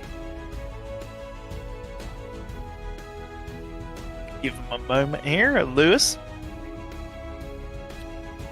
Yeah, I got you. Well, man, you're able to hang into second. Maybe a couple mistakes there out of you at the end, but talk us through that race. Yeah, road courses are new to me, so well, yeah, on track for the race. Yeah, maybe a little bit tougher to get around this technical track up and down hills and everything with the elevation changes. Yeah, it's something. That's for sure. Well, Lewis, you came home in second. You got anybody you like to thank here? Yeah, I'll thank my dad for spotting me and my wife for letting me come down and do this. And I'll say hi to my kids. on the broadcast. So. All right, there you have it, folks. Your second place driver, Lewis Meglin. Yeah, it is. Coming home. I know he had a good car all night long, just a little bit short there at the end. One small slip up cost him. But this man, Zachary Chapman, boy, he fought back and got up in the third. Hey, Zachary, you get a copy on me? Yeah, what's going on, Corey? Maybe come back of the race there to put yourself in a podium finish after a mistake on lap 1. Talk us through how you're able to get that done. Dude, just a big kick in the teeth. I'm looking at lap times, and I mean, nothing against Peter. He definitely earned it. Stayed on the road the whole time. That's how you win. But I had like 4 or 5 laps faster than his fastest lap of the race, and I ran a 120 at one point. I was trying to come, but I just having trouble with a couple people in lap traffic, and it seemed like when I spun out that first time, I didn't cut the track, but iRacing gave me a 10-second slowdown for cutting the track, so I lost a whole bunch of time there too. When I pulled back out, I couldn't go full throttle down the straightaway. Oh wow! So you probably maybe could have made it up to second, maybe. Yeah, I think so. And right before, I pitted the same lap the leaders did too. But as they pit, I swung out in the dirt there before pit entry, so that cost me a little bit. But like I say, those guys earned it. You stay on the road, that's how you win. You can't win wrecking like I was. And you got to keep it in between the coloring book lines, as I call it. But either way, you got anybody like to thank here tonight? Yeah, thank you and Joe, man. I love going back and listening to you broadcast these. They're a lot of fun to listen to. We appreciate what you guys do for us. All my teammates at Gambler for showing up, and the camaraderie we have there. My dad for helping sponsor the league. Wouldn't have some of the broadcasts without him, so got to shout out my appreciation to him. And last but not least, my wife. She's a sweetheart, and she lets me race as much as I want. There you have, folks. Your third place driver, that's Zachary Chapman. Absolutely, man. Coming home tonight. Good bounce back for him. Well, folks, I tell you what a way to kick off the Hometown Heroes here tonight. For myself and everyone, I hope you enjoyed it. Have a good night. Check out all the action you can on the Coast to Coast Racing League here. Everyone, have a good night.